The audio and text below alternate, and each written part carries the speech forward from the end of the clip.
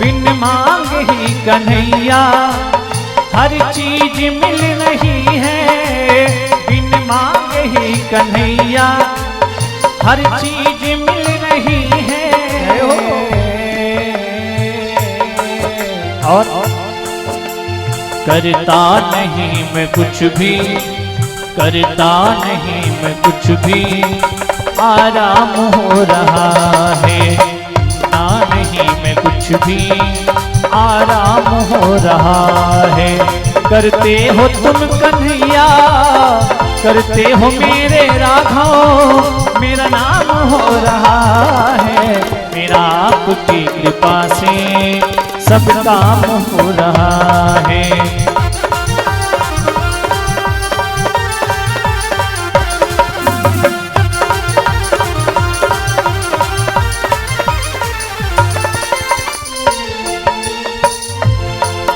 अरे मेरी जिंदगी में तुम हो, किस बात की कमी है। मेरी जिंदगी में तुम हो, किस बात की कमी है। मुझे और अब किसी की परवाह भी नहीं है। मुझे और अब किसी की परवाह भी नहीं है।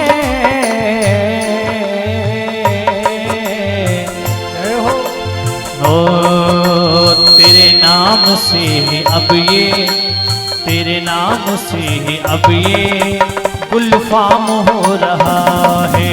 करते हो तुम कन्हैया, करते हो तुम कन्हैया, मेरा नाम हो रहा है। मेरा आपकी कृपा से सब काम हो रहा है। मेरा आपकी कृपा से सब काम हो रहा है। मेरा आपकी कृपा से सब काम हो रहा है। बोल गोविंद भगवान की जय। मेरा आपकी कृपा से सब काम हो रहा है। करते हो तुम कन्हैया, मेरा नाम हो रहा। प्यारे भक्तों, सच बात तो यही है कि करने वाला, कराने वाला कोई और है। हम लोग कुछ नहीं करते। जब तक गोविंद की कृपा ना हो, मेरे कन्हैया की कृपा ना हो, तब तक भगवान के दर्शन भी मिलने वाले नहीं। जब गोविंद की, परमात्मा की कृपा होती है, तब जाकर कहीं दर्शन करने का सौभाग्य प्राप्त होता है। भगवान की कथा सुनने का अवसर मिलता है। ऐसी गोविंद की कृपा हम सभी के ऊपर साक्षात है। सुंदर कार्तिक मास में हम सभी लोग सुंदर कथा श्रवण करने के लिए आए हुए हैं। आज प्रातःकालीन वेला में सभी भक्तों ने, माताओं बहनों ने सुंदर कलश यात्रा में सम्मिलित हुई और भारी से भारी संख्या में सभी ने जाकर कलश को उठाया। यात्रा में सम्मिलित होकर कार्यक्रम को संपन्न किया कलश यात्रा का। आइए हम लोग भागवत कथा की ओर चलते हैं। इस श्रीमद् भागवत महापुराण है क्या? इस श्रीमद् भागवत महापुराण क्या है? कहते हैं भागवत कथा श्रवण करने से मुक्ति हो जाती है। क्या सच बात है कि भागवत कथा श्रवण करने से मुक्ति हो जाए? क्यों, कैसे आपने विचार किया कि मुक्ति हो जाएगी? महाराज आप कहोगे कि भागवत कथा श्रवण की और भागवत कथा में एक महाप्रेत था, जब महाप्रेत की मुक्ति हो गई तो हम लोगों की भी मुक्ति हो जाएगी। लेकिन मुक्ति हम लोगों की हो जाएगी, कारण है प्रेत का तो उद्धार हुआ। कैसे हुआ? कब? भागवत कथा श्रवण करने से। भागवत कथा श्रवण करने से मुक्ति हो गई। लेकिन हम लोग चाहते कि हमारी भी मुक्ति हो जाए। क्यों? इसलिए चाहते हैं जो मुक्ति का द्वार है, क्या है का मानव का तन है। जो मानव का तन ये मुक्ति का द्वार बताया गया। 84 लाख योनियों में से जब भटक कर आते हैं तब मानव का शरीर मिलता है, यही मुक्ति का द्वार है। लेकिन प्यारे भक्तों, मुक्ति तो जब होगी जब भगवान की कथा को सुनोगे। बोलो राधे राधे। भगवान की कथा को सुनोगे तो मुक्ति अवश्य होगी। अब कथा को ना सुनो, घर पर बैठे रहो, आओ नहीं कथा मत सुनो, क्या मुक्ति हो जाएगी? होने वाली नहीं है। मुक्ति कब होगी? जब भगवान की कथा को सुनोगे, भगवान का कीर्तन करोगे, तब जाकर मुक्ति होने वाली है। अथवा घर पर बैठे बैठे कथा सुनो तो महाराज कैसे मुक्ति हो जाएगी? अब तो काम है, कैसे जाएं कथा सुनने? बहुत काम है महाराज। काम तो पूरे जीवन भर है, पूरे जीवन भर काम ही काम है, कोई खाली नहीं है। लेकिन कुछ समय मेरे परमात्मा के लिए भी अवश्य निकालो। जिस परमात्मा ने इस धराधाम पर भेजा है उस परमात्मा के लिए भी समय निकालो, तब उद्धार होने वाला है, तब मुक्ति होने वाली है। अथवा मुक्ति होने वाली कदापि नहीं है। बोलो राधे राधे। ये भागवत महापुराण क्या है? कहा महाराज महापुराण क्यों कहा गया? देखिए कितने पुराण हैं, 18 पुराण है, 18 पुराण है। लेकिन भागवत को ही क्यों महापुराण कहा गया? शिव पुराण, शिव पुराण में महा नहीं लगा है। नारद पुराण महा नहीं लगा, लिंग पुराण महा नहीं लगा, लेकिन भागवत में क्या लगा है? श्रीमद् भागवत महापुराण लगा है, महा लगा है। और किसी पुराण में महा नहीं लगा। क्यों? क्योंकि ये श्रीमद् भागवत महापुराण जो है महाराज महा क्या लगता है का जो महान व्यक्ति होता है उसके सामने ही तो महा लगता है। बोलो राधे राधे। तो इसलिए भागवत महापुराण कोई साधारण नहीं है। ये क्या है? का महाराज इसमें सुंदर पावन ग्रंथ है, 18,000 श्लोक है, 18,000 श्लोकों का पावन ग्रंथ है, 335 अध्याय हैं और महाराज 12 स्कंद है। उन्हीं में से महाराज सुंदर 6 अध्यायों की कथा कही गई है, महात्म बताया गया है कि भागवत का महात्म क्या है। क्योंकि हम जिस पुस्तक को खरीदते हैं तो पहले क्या देखते हैं कि महाराज इस पुस्तक को पढ़ने से किस फल की प्राप्ति होगी। क्योंकि महाराज कलयुग में क्या बताया गया है? का महाराज कलयुग में तो ऐसे ऐसे भक्त हैं, कर्म बाद में करेंगे, फल की इच्छा पहले करेंगे। मेरा काम बन जाए तो मैं ये काम करूंगा। काम भी बन जाता है तब भी परमात्मा को अंधेरे में रखा है, भूल गए, आगे करेंगे आगे करेंगे और धीरे धीरे भूल जाते हैं। क्या?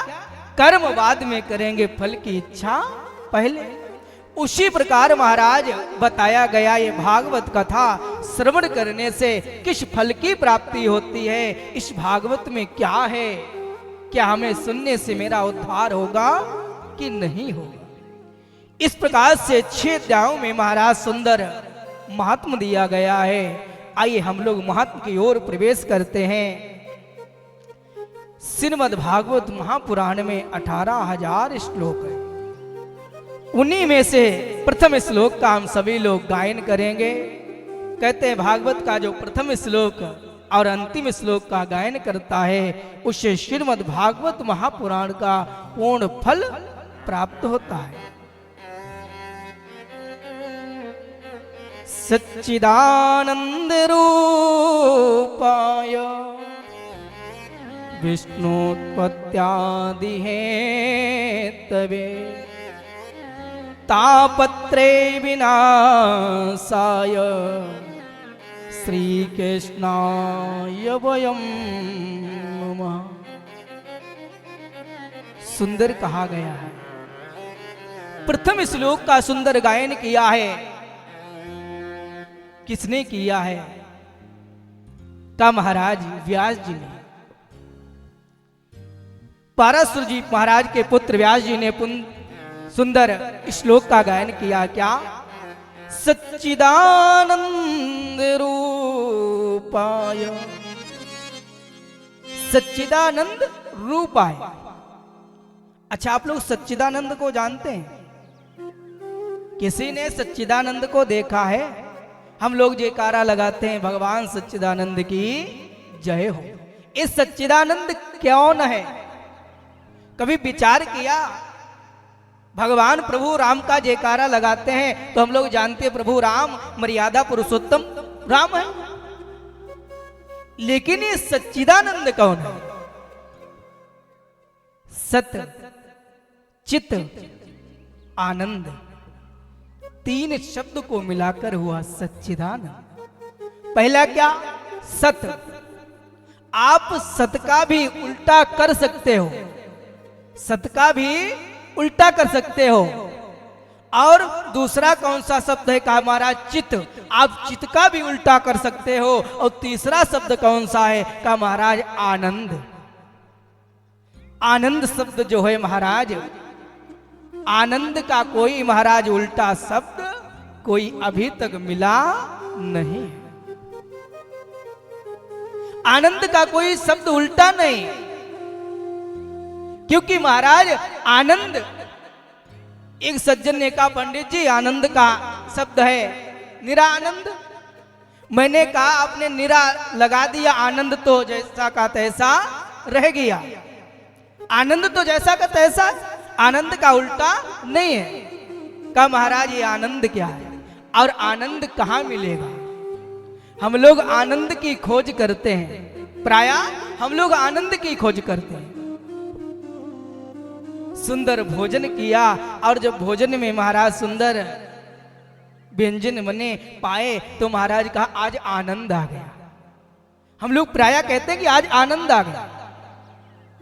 जब हम लोग सोने के लिए जाते, सुंदर बिस्तर मिल जाता है, हम लोग जब सोते हैं कहते वाह भाई वाह बहुत सुंदर आनंद आ रहा है। रात में सुंदर नींद आती, प्रातः काल उठते हैं, हम लोग कहते हैं वाह भाई वाह बहुत सुंदर नींद आई, आनंद आ गया। प्रायः कहते कि नहीं? लेकिन महाराज वो आनंद नहीं है। आनंद कहाँ है? आनंद लुट रहा है। कहाँ लुट रहा है? आनंद लुट रहा है मोहन तेरी गली में। आनंद लुट रहा है मोहन तेरी गली में। आनंद लुट रहा है मोहन तेरी गली में। मोहन तेरी गली में, हाँ मोहन तेरी गली में।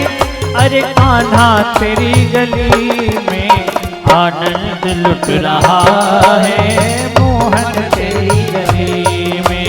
श्री राधे।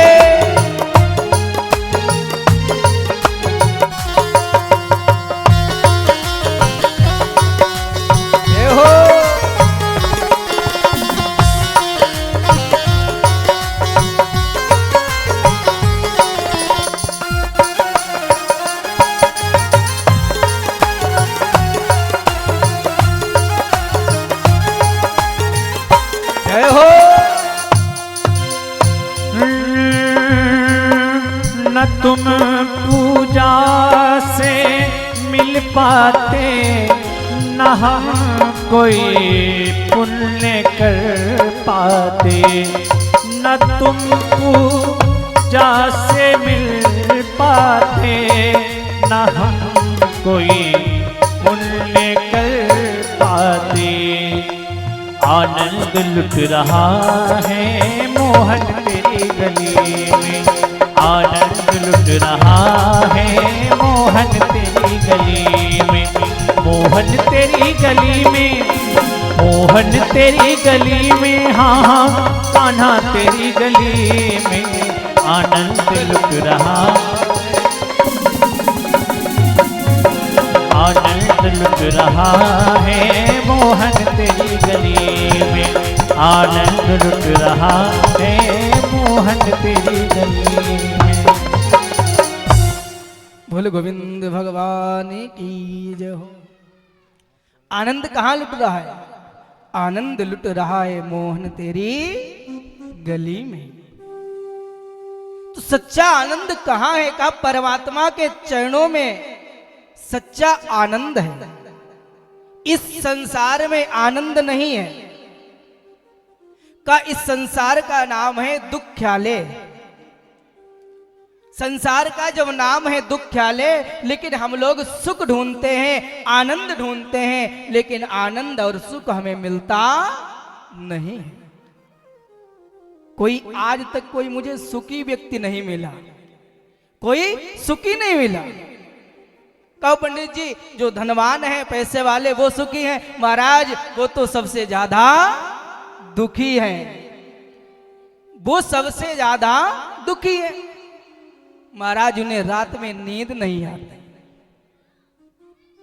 टेबलेट खाते हैं तब सोते हैं, वो सबसे ज्यादा दुखी हैं, सुखी नहीं।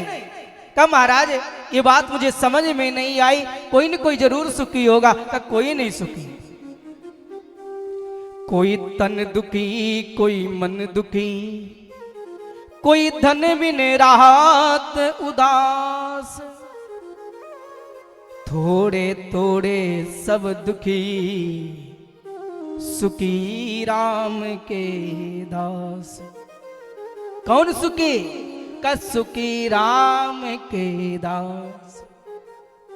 कोई तन दुखी, कोई मन दुखी, कोई धन बिन रहा तो दास, थोड़े थोड़े सब दुखी, सुखी राम के दास।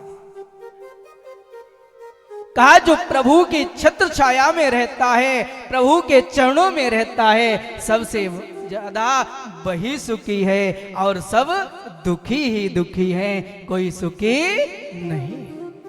क्योंकि भैया इस संसार का नाम है दुख्यालय। जब कथा आगे आएगी, विदुर जी महाराज जाएंगे मैत्री मुनि जी पास में, कहेंगे महाराज ये संसार क्या है? तब मैत्री मुनि जी कहते हैं हे विदुर, इस संसार का नाम है दुख्यालय। लेकिन मानव दिन प्रतिदिन सुख ढूंढता है, लेकिन सुख मिलने वाला नहीं। कहा महाराज पुत्र का विवाह हो जाए हम सुखी हो जाएंगे, पुत्र का विवाह हो जाए हम सुखी हो जाएंगे। ठीक है भैया, पुत्र का विवाह हो जाएगा तब आप सुखी हो जाओगे। हाँ, प्रभु की कृपा से पुत्र का विवाह हो गया, अब सुखी हो। लेकिन महाराज अब क्या कहते हैं कि पुत्र के भी पुत्र हो जाए तब हम सुखी हो जाएंगे। ठाकुर की ऐसी कृपा हुई, गोविंद की ऐसी कृपा हुई, पुत्र के भी पुत्र हो गया। क्या महाराज अब सुखी हो? क्या महाराज थोड़ा धन हो जाए फिर हम सुखी हो जाएंगे। प्रभु की कृपा हुई, धन हो गया, अब सुखी हो? नहीं सुखी है। पुत्र का भी जो पुत्र है, इसकी भी नौकरी सरकारी लग जाए तब हम सुखी हो जाएंगे। नौकरी लग गई, क्या अब सुखी हो? नहीं भैया, अभी नहीं सुखी है। का क्या होना चाहिए? का जो पुत्र का पुत्र है इसका भी विवाह हो जाए। का विवाह होने की तैयारी हो रही, उससे पहले आप चले गए, क्या सुखी हो? नहीं सुखी। उससे पहले ही टिकट कट गई, सुखी नहीं। क्योंकि संसार का नाम ही है दुख्यालय। अब जैसे कि महाराज दुख्यालय एक होता है भोजनालय, पुस्तकालय। अब हम लोग महाराज पुस्तकालय में जाएं, जरा विचार करना, समझने वाली बात। हम लोग पुस्तकालय में जाएं और हमें भूख लगी हो और हम लोग पुस्तकालय में कहें कि भैया क्या पुस्तकालय में भोजन मिलेगा, पुस्तकालय में भोजन मिलेगा। अब जब विचार करो पुस्तकालय में जब जाएंगे तो महाराज क्या वहां पर भोजन रखा है? भोजन नहीं रखा है। पुस्तकालय में जाएंगे तो महाराज क्या मिलेगा? का महाराज सुंदर सुंदर पुस्तकें पढ़ने को मिलेंगे। अब जब भूख लगी तो मुझे कहाँ जाना पड़ेगा? का जब भूख लगी तो मुझे भोजनालय में ही जाना पड़ेगा, अन्यथा नहीं महाराज मेरी भूख मिटने वाली नहीं। उसी प्रकार से संसार का नाम है दुख्यालय। इस संसार में दुख ही दुख है, सुख मिलने वाला नहीं है। सच्चा सुख कहाँ मिलता है? कहा मेरे प्रभु के चरणों में, मेरे गोविंद के चरणों में सुख है, अन्यथा हर जगह कहीं भी जाओ दुख ही दुख मिलने वाला है, सुख मिलने वाला नहीं है। एक बार बोलो राधे। ये बात समझ में आई कि संसार में क्या है? दुख है। सुख का गोविंद के चरणों में। का महाराज सतचित आनंद मिलाकर हुआ सच्चिदानंद। बोले सच्चिदानंद भगवान की जय हो। उसके बाद बताया गया महाराज जो विश्व की उत्पत्ति करते हैं और महाराज पालन करते हैं, श्रृंगार करते हैं, ऐसे हमारे सच्चिदानंद। अंत में महाराज सुंदर कहा गया है श्री कृष्णाय वयम नमः। ये बड़ा सुंदर शब्द है, श्री कृष्णाय वयम नमः। का महाराज वयम माने क्या होता है? संस्कृत का शब्द है महाराज वयम माने हम सभी। वयम नमः हम सभी परम पिता परमात्मा भगवान सच्चिदानंद के चरणों में प्रणाम करते हैं। अब जरा विचार करो, व्यास जी ने इस ग्रंथ की रचना की तो महाराज जब उन्होंने रचना की तो वो ये भी लिख सकते थे अहम नमः, हम प्रणाम करते हैं सच्चिदानंद भगवान के चरणों में। अहम नमः नहीं लिखा। क्यों? इसलिए नहीं लिखा, वयम माने हम सभी का उन्होंने अपने कल्याण के लिए नहीं, जन जन का कल्याण करने के लिए इस श्रीमद् भागवत महापुराण की रचना की है। बोलो राधे राधे। तो वयम हम सभी परम पिता परमात्मा भगवान सच्चिदानंद के चरणों में बारंबार दंडवत प्रणाम करते हैं। बोले सच्चिदानंद भगवान की जय हो। जो तीनों तापों को शांत करने वाले हैं, दैविक दैविक भौतिक तापा, दैहिक दैविक भौतिक तापा, भौतिक तापा, राम राज का हो नहीं व्यापा, राम राज का हो नहीं व्यापा। दैहिक दैविक भौतिक तापा, भौतिक तापा, राम राज का हो नहीं व्यापा, राम राज का हो नहीं व्यापा, राम राज का हो नहीं व्यापा। बोल गोविंद भगवान की।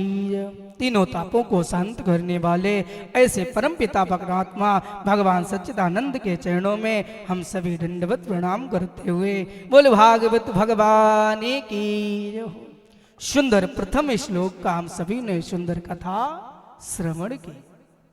आइए एक सुंदर से भजन के साथ में अग्रिम कथा की ओर हम लोग चलते हैं। प्रभु के चरण में सुंदर सा भजन।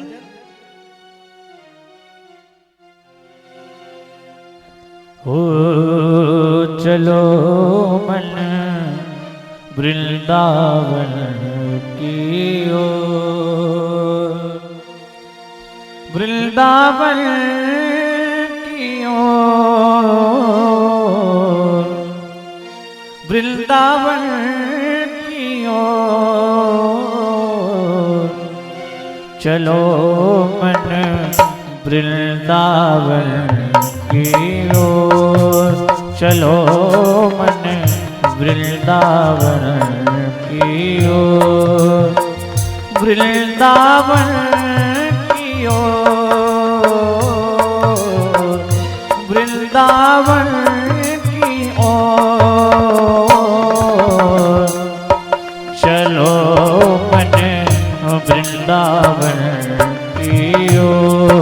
चलो मन वृंदावन की ओर।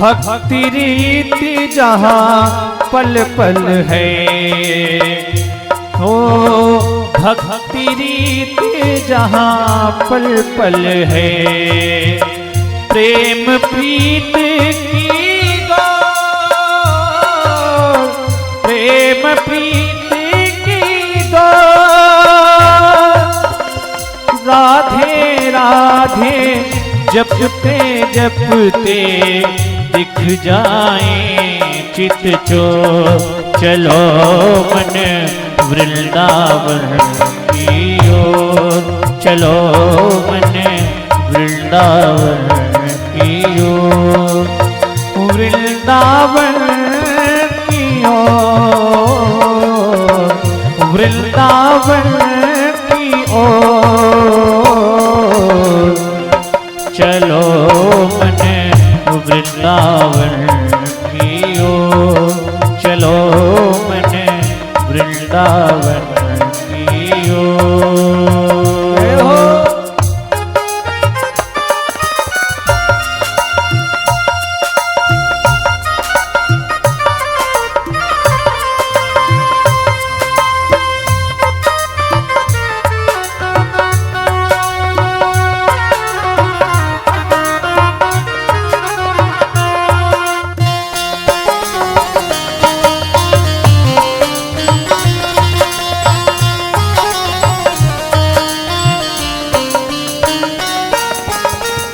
और भक्त कहने लगे क्या, ऊषा की लाली के संग जहां कृष्णा कथा रस बरसे, राधा रास बिहारी के मंदिर में जाते ही मनवा हर्षे।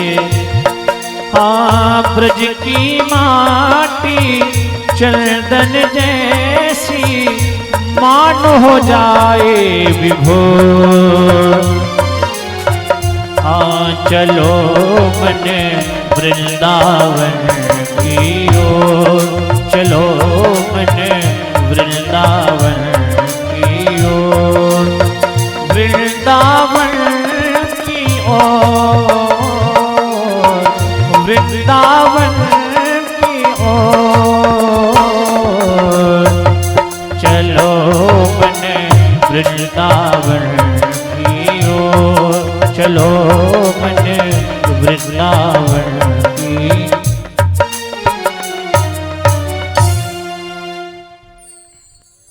बोल गोविंद भगवान की जय हो। सभी ने सुंदर प्रथम श्लोक का श्रवण किया।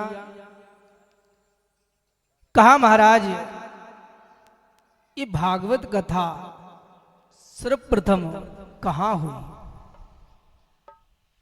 और महाराज सर्वप्रथम किसने श्रवण की। कहा महाराज सर्वप्रथम कथा किसने श्रवण की। कहा महाराज व्यास जी के पुत्र सुखदेव जी महाराज ने राजा परीक्षित जी को कथा श्रवण कराई। ना भैया, उससे पहले इस कथा को कई लोगों ने श्रवण किया। कहा महाराज किसने श्रवण किया। सर्वप्रथम महाराज भगवान नारायण ने ब्रह्मा जी से, और ब्रह्मा जी ने क्या किया, अपने 4 पुत्रों सनत कुमारों को श्रीमद् भागवत कथा के 4 श्लोकों को श्रवण कराया। जब 4 श्लोकों को श्रवण कराया ब्रह्मा जी ने सनत कुमारों को, और सनत कुमारों ने जाकर नारद जी को कथा श्रवण कराई। और जब नारद जी को कथा श्रवण कराई, नारद जी ने जाकर पाराशुर पुत्र व्यास जी को महाराज भागवत कथा श्रवण कराई। तब जाकर व्यास जी महाराज ने इन 4 श्लोकों के 18,000 श्लोकों का महापुराण की रचना की। परीक्षित जी से पहले कई लोगों ने कथा श्रवण की। कब महाराज नारद जी ने कथा श्रवण की? कहा कब महाराज ये बात मुझे समझ में नहीं आई, क्या नारद जी ने कथा क्यों श्रवण की? कब भागवत कथा नारद जी को क्यों श्रवण करने को पड़ी? क्या कारण था? कोई न कोई कारण होगा जो नारद जी ने कथा श्रवण की। का महाराज ये कथा सर्वप्रथम कहाँ हुई? कन्नैमिषे सूतमासीना, नैमिषे सूतमासीना का सर्वप्रथम पावन भूमि तपोभूमि नैमिषारण्य। कहाँ? तीरथ वर नैमिष विख्याता, तीरथ वर नैमिष विख्याता। अति पुनीत साधक सिद्धिदाता, अति पुनीत साधक सिद्धिदाता।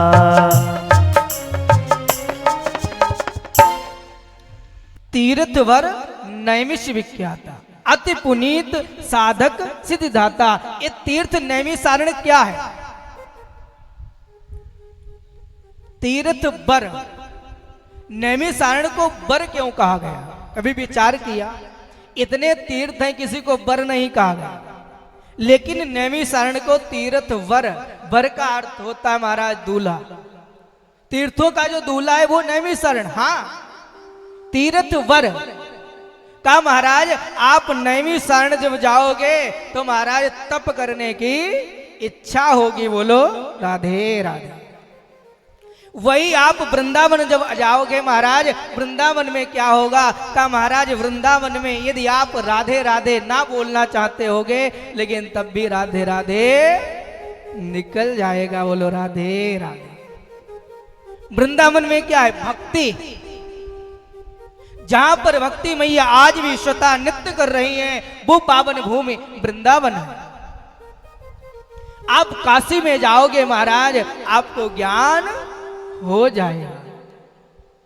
ऐसी तपोभूमि नैमिषारण्य में जहां महाराज कहते हैं यदि आप 1 माला का जप करोगे तो 1000 माला का जप का लाभ आपको प्राप्त हो जाएगा। बोलो राधे राधे। आप लोग गए होंगे, कोई गया है नैमिषारण्य? बस 2-4 लोग।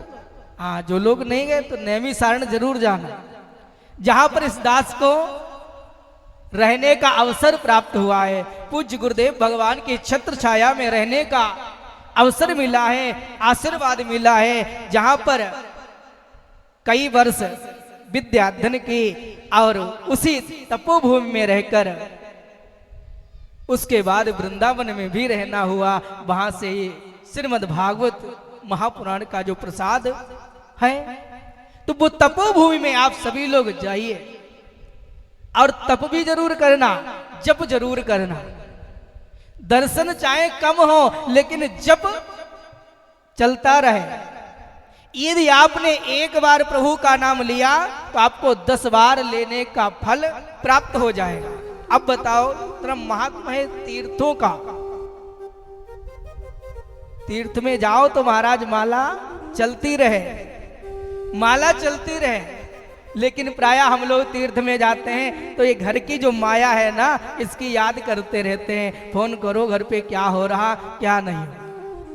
सब कुछ भूल जाओ, परमात्मा को याद करो, परमात्मा का नाम लेते रहो तो उद्धार हो जाएगा। बोलो राधे राधे।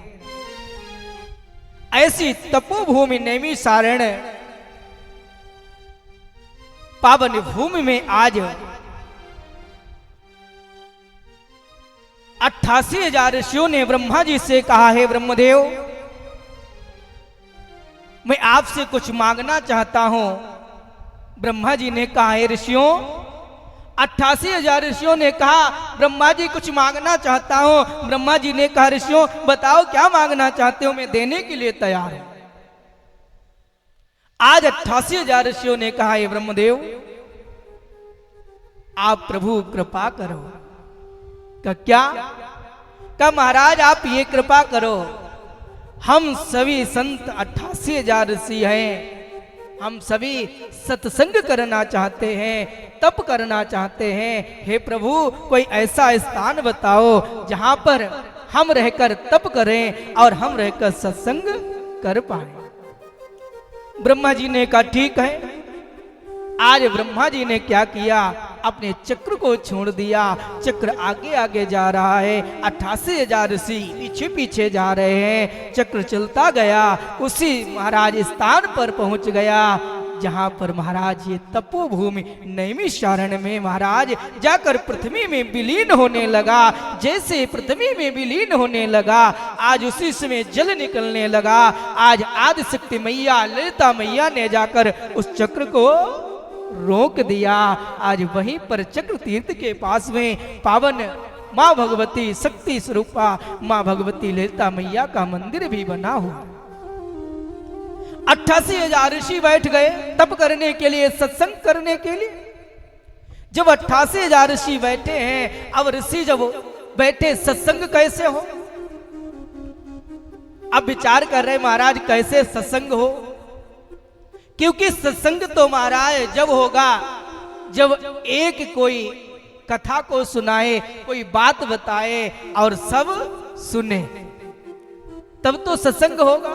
अब विचार करो सब बैठे हैं सत्संग करें, आपस में एक दूसरे से बात करना शुरू कर दें, क्या सत्संग हो पाएगा? कदापि होने वाला नहीं है। सत्संग तो जब होगा जब एक व्यक्ति कहे और सब सुने। 88,000 ऋषियों ने कहा ये ऐसा कौन है जो हम सभी को सुंदर कथा श्रवण कराए, हम सभी को सत्संग कराए, ऐसा कौन हो है? आज 88,000 ऋषि एक दूसरे को देखने लगे, कौन सुनाए। आज जिससे जो कहता वो हाथ जोड़ लेता, ना महाराज मैं तो अज्ञानी व्यक्ति हूं, मुझे कुछ नहीं पता, मुझे कुछ नहीं पता, मैं सुनाने वाला नहीं, मैं क्या जानूं सत्संग, मुझे कुछ नहीं पता। तब तक महाराज क्या देखा, नैमिषे सूतमासी, आज आयु में छोटे सूत जी महाराज एकांत में बैठे हुए परमात्मा का भजन कर रहे, परमात्मा को याद कर रहे। आज 88,000 ऋषियों ने कहा सूत जी महाराज कहां है? कहा महाराज वो अलग बैठे। 88,000 ऋषि महाराज सूत जी के पास में पहुंच गए। प्रभु आपके चरणों में बारंबार मैं प्रणाम करता हूं। सूत जी महाराज ने कहा ऋषियों क्यों मुझे पाप में डाल रहे हो, क्यों? कहा आपकी आयु देखो, हमसे अधिक आयु है और आप हमें प्रणाम कर रहे हो। हे ऋषियों ऐसा मत करो, आप मुझे प्रणाम ना करो, क्योंकि महाराज जब कोई किसी को प्रणाम करता है तो महाराज उससे कुछ लेकर भी जाता है। जो जिसको प्रणाम करता है वो चाहे आशीर्वाद दे या न दे, लेकिन आपको आशीर्वाद मिल जाएगा। सूत ने कहा मेरे पास में क्या, आप मुझे मत प्रणाम करो। 88,000 ऋषियों ने कहा प्रभु मैं आपको प्रणाम नहीं कर, आपको मैं महाराज दंडवत प्रणाम कर रहा हूं, बारंबार प्रणाम कर रहा हूं। प्रभु मैं आपकी शरण में आया हूं। क्या प्रभु मैं आपके शरण में आया हूं। क्या बताओ कारण क्या है? क्या महाराज जो हम लोग तप करने के लिए आए हैं, वो तप करने का कोई स्थान बताओ। तप करने का स्थान तो मिल गया, ब्रह्मा जी ने दिया, सत्संग करने का स्थान तो ब्रह्मा जी ने दिया, लेकिन प्रभु अब कोई सत्संग कराने वाला नहीं है। महाराज आपसे मैं विनती करता हूं, आप प्रभु मुझे ऐसी कथा श्रवण कराओ, ऐसा सत्संग कराओ जिससे मेरा कल्याण हो जाए। कथामृत रस साध कुशलो सोन को वृदम। हे प्रभु ऐसी कथा मुझे सुनाओ, अमृत रूपी कथा श्रवण कराओ, जो हम लोग अंधकार में बैठे हैं और प्रकाश की ओर आ जाए। 88,000 ऋषि महाराज सूत जी से कह रहे, प्रभु जो हम लोग अंधकार की ओर बैठे हैं, ऐसी कथा सुनाओ जो हम प्रकाश की ओर आ जाए। सूत जी ने कहा, प्रभु मेरी आयु भी कम है, मेरी आयु अधिक नहीं है, मैं आपको क्या सुनाऊंगा। 88,000 ऋषियों ने कहा, प्रभु आयु से कोई फर्क नहीं पड़ता है। का महाराज सबसे बड़ा कौन है? का महाराज सबसे बड़ा वो है जिसके पास में ज्ञान अधिक हो, तो महाराज सबसे बड़ा उसको बताया गया। अथवा जिसकी आयु ज्यादा हो और ज्ञान ना हो, तो महाराज क्या फायदा, कुछ मिलने वाला नहीं है। जो ज्ञानी है वो सबसे बड़ा है। प्यारे भक्तों, जिससे मुझे ज्ञान मिलता हो वो मेरा गुरु है, उससे ज्ञान ले लो और बाद में कुछ भी हो क्या करना, मुझे तो ज्ञान लेना है। छोटे और बड़े से कोई फर्क नहीं पड़ता है। बोलो राधे राधे। छोटे और बड़े से कोई फर्क नहीं पड़ता। यदि ज्ञान मिलता हो तो महाराज ज्ञान ले लो। और क्या चाहिए, ज्ञान मिल गया तो सब कुछ मिल गया। बोलो राधे राधे। मुझे याद है जब मैं गुरुकुल में रहता था तो अपने से छोटे बच्चों से भी मैंने पढ़ाई की, क्या ज्ञान लिया। हमारे अतुल भैया ये भी हमको पढ़ा देते थे, छोटे हैं हमसे, हमारे गुरु भाई हैं। तो महाराज कहने का तात्पर्य क्या है, यदि कोई छोटा है ज्ञान मिल रहा हो तो ज्ञान लेने में संकोच नहीं करना चाहिए। बोलो राधे राधे।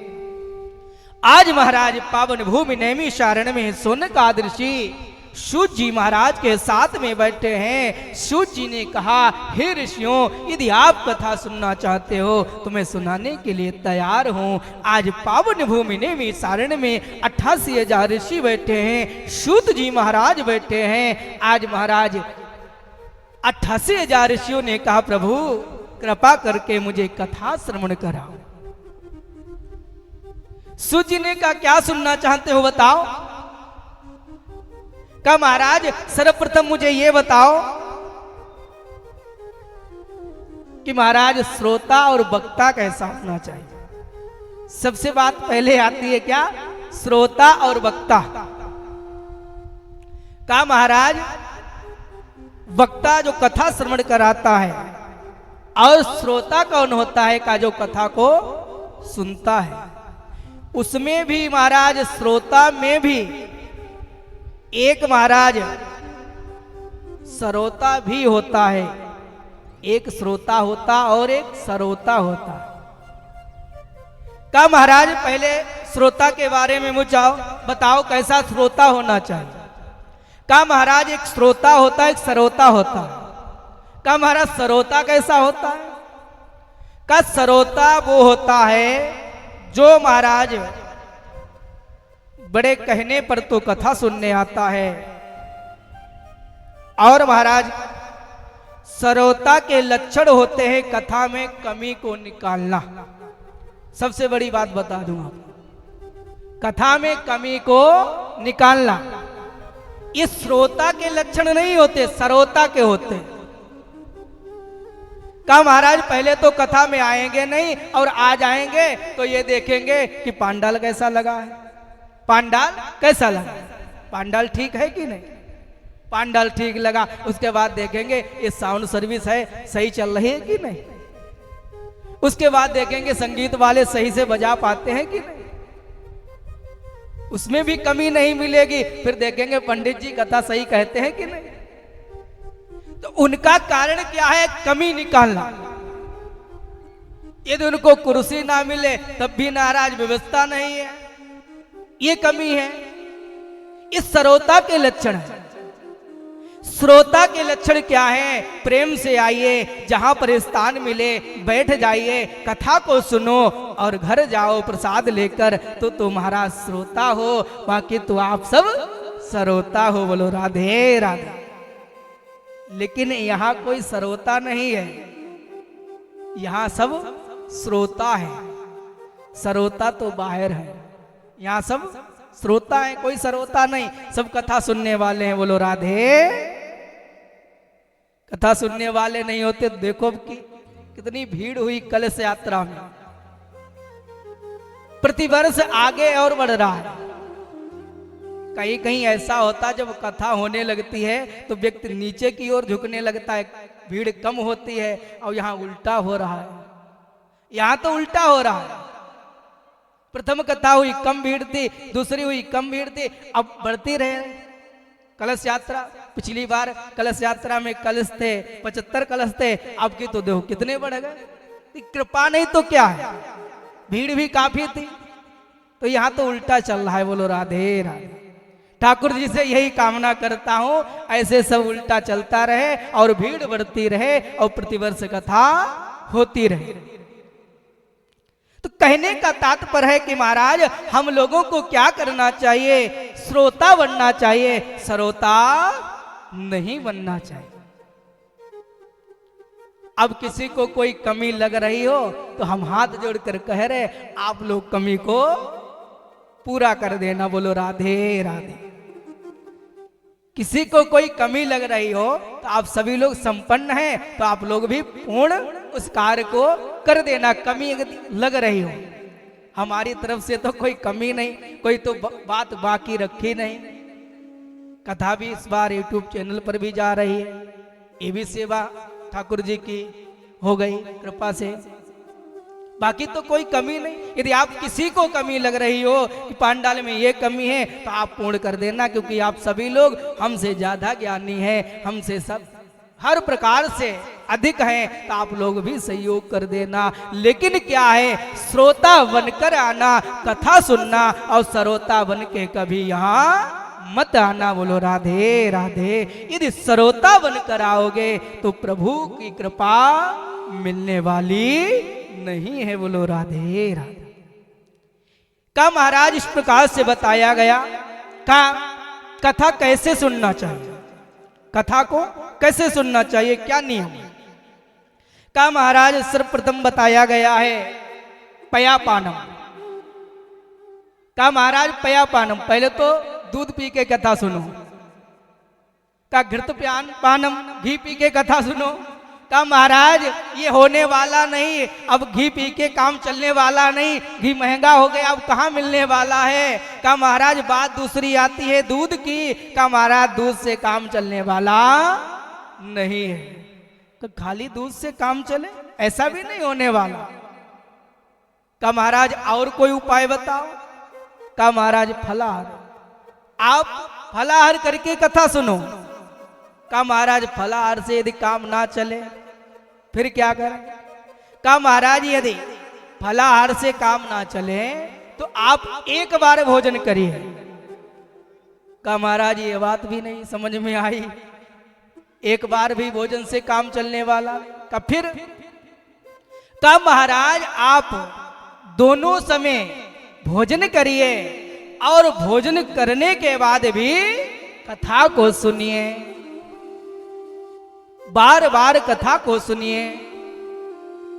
भोजन करके भी कथा को सुन सकते हैं। इतनी छूट मिल रही है, आगे क्या छूट मिले बताओ। इतनी कम छूट है। पहले कहा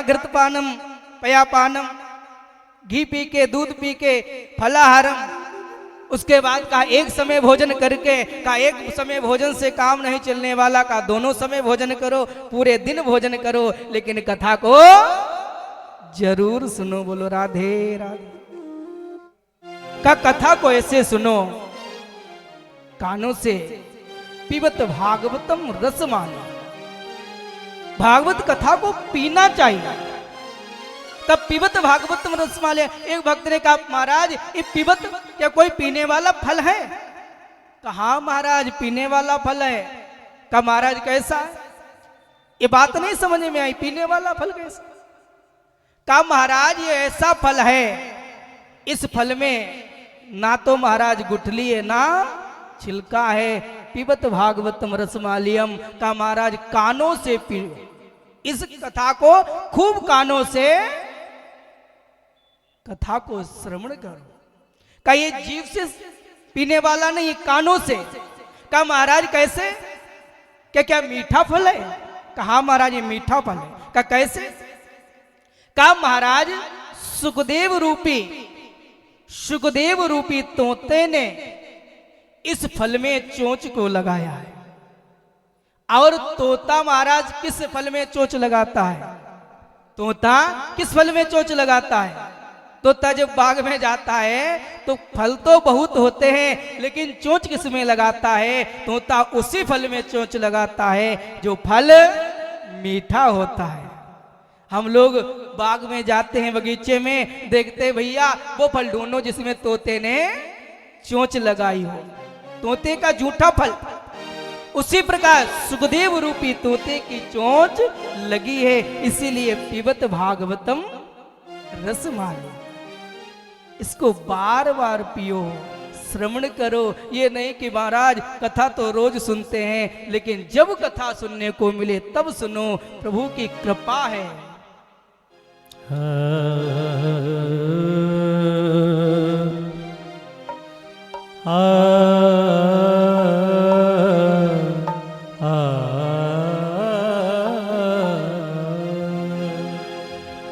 हो जरा चल के वृंदावन देखो, श्याम बंसी बजाते मिलेंगे। झूला झूल रही होगी राधा प्यारी, हो श्याम झूला झूलाते मिलेंगे। क्योंकि कहते हैं यहाँ लगा तुलसी का पेड़ भी किसी चंदन से कम नहीं लगता, और हमारा आनंदपुरम कॉलोनी आज किसी वृंदावन से कम नहीं लगता। हाँ तो गाओ सब लोग। जरा चल के वृंदावन देखो, जरा चल के वृंदावन देखो, श्याम बंसी बजाते मिलेंगे। जरा चल के वृंदावन देखो, श्याम बंसी बजाते मिलेंगे। झूला झूल रही होगी राधा प्यारी, झूला झूल रही होगी राधा प्यारी, श्याम झूला झूलाते मिलेंगे। जरा चल के वृंदावन देखो, श्याम बंसी बजाते मिलेंगे।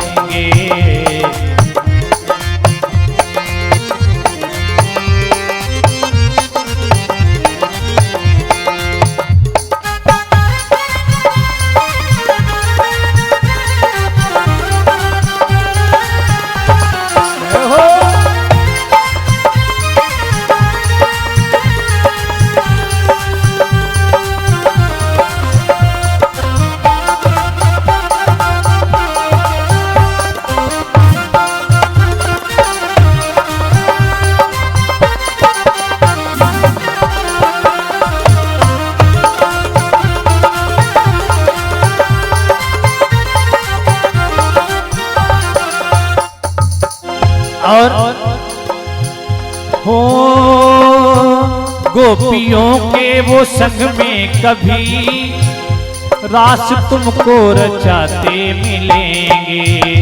गोपियों के वो संग में कभी रास तुमको रचाते मिलेंगे।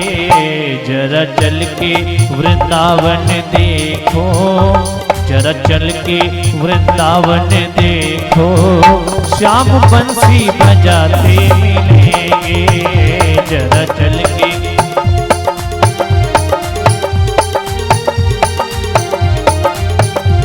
और कहने लगे क्या,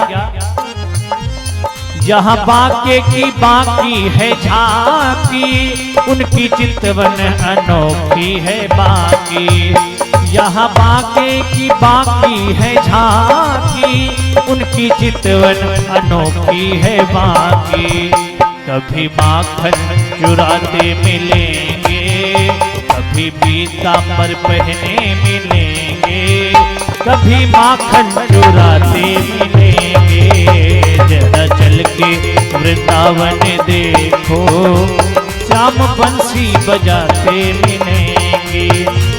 झूला झूल रही होगी राधा प्यारी, झूला झूल रही होगी राधा प्यारी, श्याम झूला झूलाते मिलेंगे जरा चल के वृंदावन देखो, जरा चल के वृंदावन देखो, श्याम बंसी बजाते मिलेंगे, वो श्याम बंसी बजाते मिलेंगे, वो श्याम बंसी बजाते बजाते मिलेंगे, बजाते मिलेंगे। बोल गोविंद भगवान की जय हो। महाराज श्रोता के बारे में बताया, उसके बाद वक्ता के बारे में बताया। कहा महाराज वक्ता कैसा होना चाहिए, कहा सर्वप्रथम ब्राह्मण होना चाहिए। तत्पश्चात महाराज गुरु की छत्र छाया में रहकर विद्याध्ययन करने वाला वक्ता होना चाहिए, और ऐसे आपको कथा श्रवण कराए जो आपके समझ में आना चाहिए। ऐसा वक्ता नहीं होना चाहिए जो कथा को भगाकर ले जाए। समझाते हुए चलना चाहिए, धीरे धीरे कथा को ले चलना चाहिए।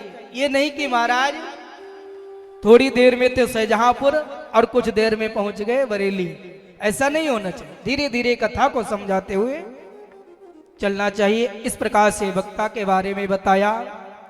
तत्पश्चात महाराज कहा, सूत जी ने कहा, हे ऋषियों का कल्याण मेरा कैसे होने वाला है। का यदि मानव को चिंतामणि मिल जाए, यदि चिंतामणि मिल जाए, चिंतामणि से मुक्ति होने वाली नहीं है। का चिंतामणि यदि मिल जाएगी तो महाराज क्या मिलेगा। का इस पृथ्वी की जो संपत्ति है इसका तो सुख मिल जाएगा, लेकिन मुक्ति नहीं मिलेगी। हम लोगों को क्या चाहिए, मुक्ति। का चिंतामणि से मुक्ति मिलने वाली नहीं है। का महाराज कल्प वृक्ष मिल जाए, यदि मानव को कल्प वृक्ष मिल जाए क्या महाराज मुक्ति हो जाएगी। का नहीं महाराज, का स्वर्ग की जो संपत्ति है तो मिल सकती, स्वर्ग मिल सकता, लेकिन मुक्ति कदापि मिलने वाली। का महाराज मुक्ति कैसे मिले। का मुक्ति दिलाने वाला कौन है। का गुरु। का यदि गुरु की छत्र छाया में रहेंगे और गुरु की शरण में रहेंगे तो महाराज मुक्ति हो जाए। क्योंकि गुरु बिन भव निधि, गुरु बिन भव निधि तरही न कोई। गुरु बिन भव निधि तरही न कोई, चाहे बिरंची संग कर सम होई, चाहे बिरंची संग कर सम होई।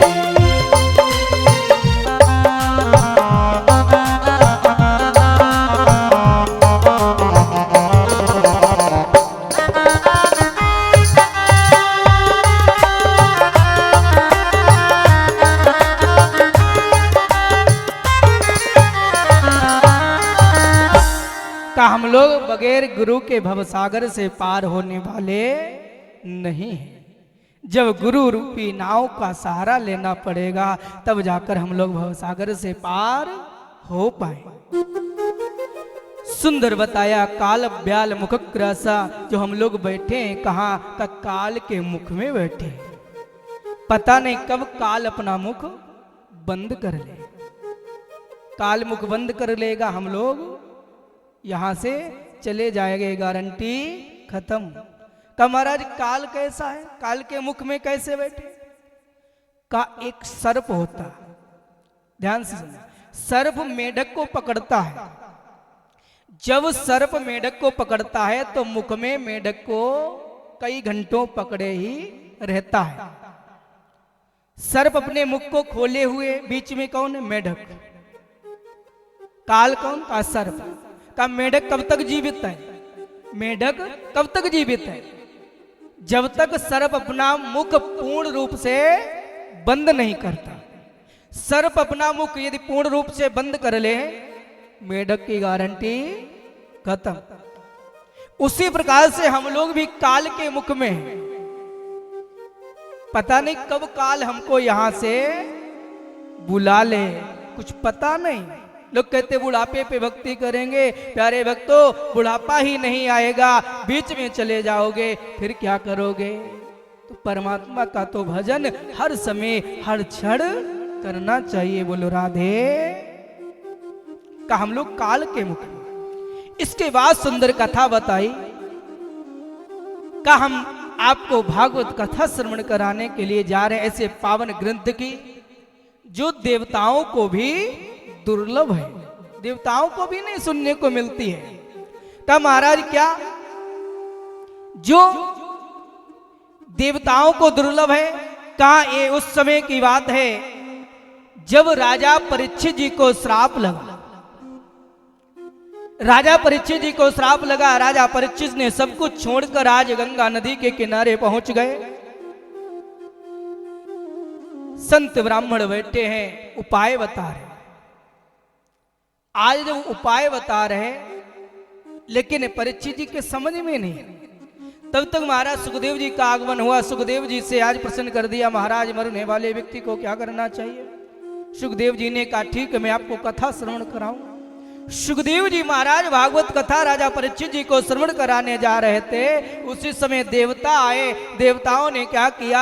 हाथ में अमृत का कलश है, सुखदेव जी के पास में पहुंचे। प्रभु आप क्या करने जा रहे? सुखदेव जी ने कहा देवताओं मैं राजा परीक्षित जी को कथा श्रवण कराने के लिए जा रहा। देवताओं ने कहा महाराज एक काम करो, ये जो कथा है आप परीक्षित जी को श्रवण कराने जा रहे हैं, ये कथा हमको श्रवण करा दो और मैं अमृत लेकर आया हूं, ये राजा परीक्षित जी को पान करा दो। जो उनको श्राप मिला है कि आज से 7वें दिन तक्षक सर्प डसने से मृत्यु हो जाएगी और राजा परीक्षित बच जाएंगे, और मुझे कथा सुना। सुखदेव जी ने कहा वाह देवता, अपने कार्य बनाने में बड़े कुशल हो। अमृत लेकर आए, हाँ, और किससे बदला कर रहा? का भागवत कथा। सुखदेव जी ने कहा ये मैं नहीं करने वाला। क्यों? कहा जाओ, यदि राजा परीक्षित करना चाहते हैं, करना चाहते, बदलना चाहते हैं तो बदल सकते, मैं नहीं करने वाला। सारे देवता अमृत लेकर राजा परीक्षित जी के पास में पहुंच के प्रभु कृपा करो। परीक्षित जी ने कहा कौन? का देवता। अरे प्रभु बड़ी कृपा हुई, आपने दर्शन दिया। कारण? देवताओं ने कहा परीक्षित जी आपको श्राप लगा है। कहा आज से 7वें दिन तक्षक सर्प डसने से मृत्यु हो जाएगा। परीक्षित जी ने कहा, देवताओं ने कहा राजन एक काम करो, मैं अमृत लेकर आया हूं, तुम अमृत पान कर, तुम अमृत पान कर लो और ये भागवत कथा जो है हम लोग सुन लेंगे। परीक्षित जी ने कहा वाह बड़ी सुंदर बात। आजकल के भक्त होते कहते ठीक है अमृत हमें लाओ, कथा तुम सुनो जाकर, कथा तुम सुनो जाकर, अमृत हमें लाओ।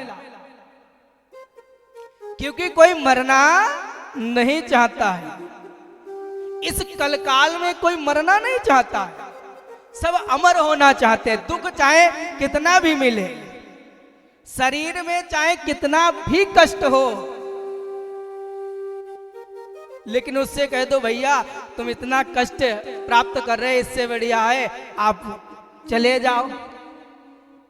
अगर आपने ये कह दिया आप चले जाओ तो महाराज वो लड़ने के लिए तैयार हो जाएगा।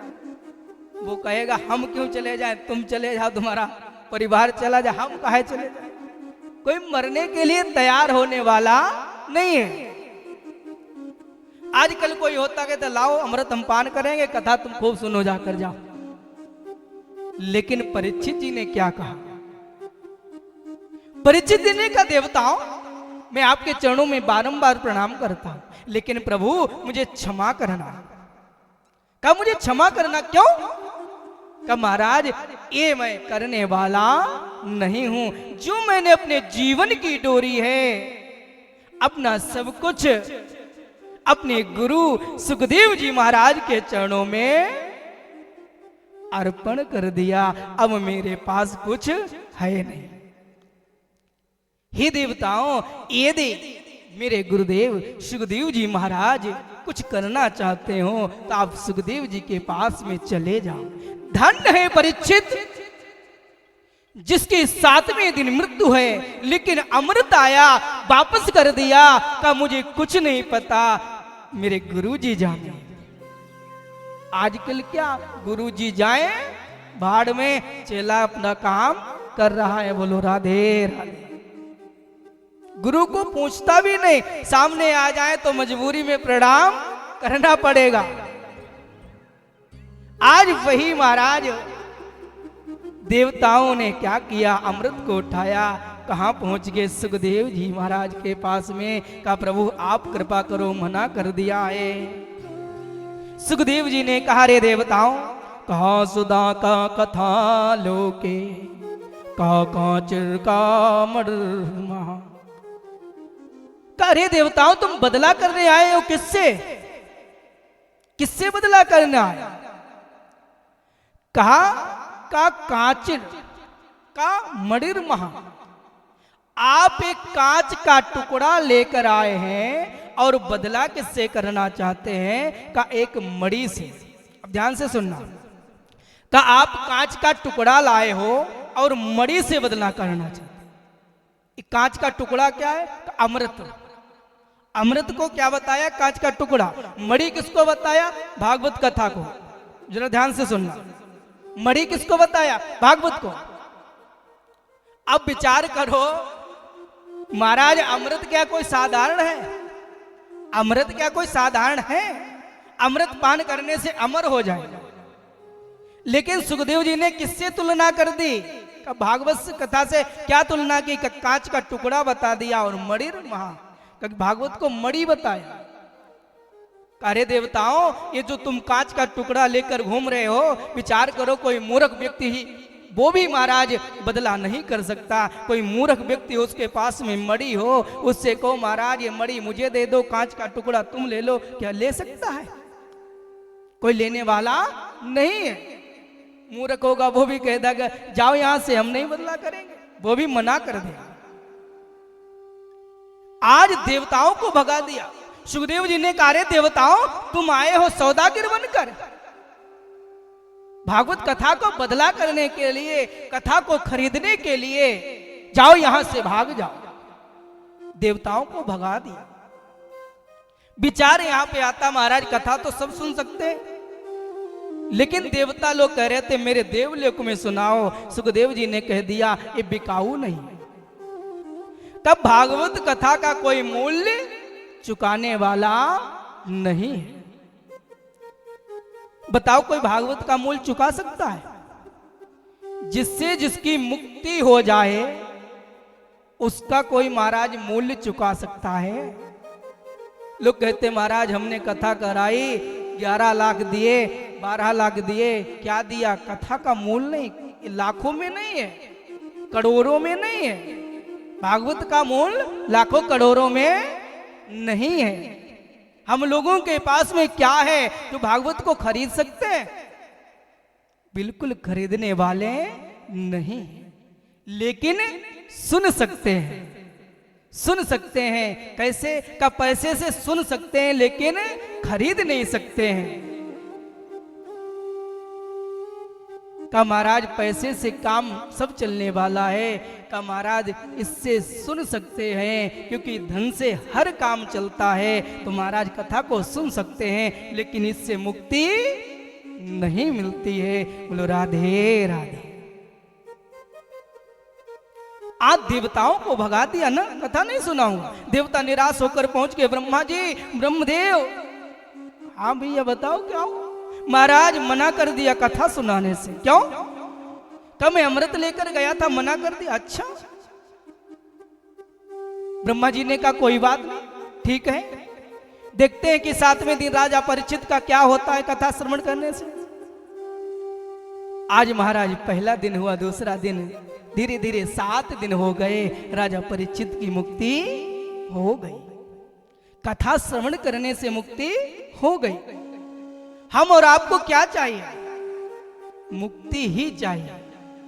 और मुक्ति ये मानव का तन है, इसी में मिलने वाली है। और इस तन में यदि परपंच करोगे, इधर उधर में लगे रहोगे तो मुक्ति नहीं मिलेगी, फिर चले जाओगे। और फिर क्या बनना पड़ेगा?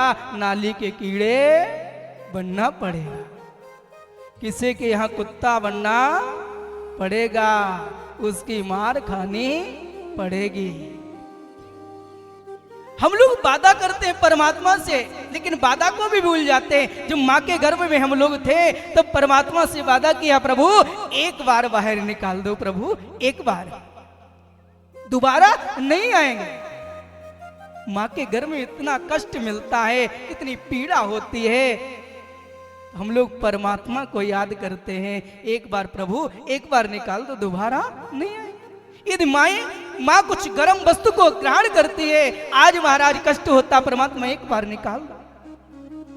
परमात्मा बाहर निकाल देता है। वादा किया कि आपको मैं भूलूंगा नहीं, लेकिन जन्म हुआ, माया में फंस गए। आज पढ़ना चाहते से गा से गणेश, लेकिन क्या पढ़ने लगे? गा से गधा पढ़ने लगे। बोलो राधे।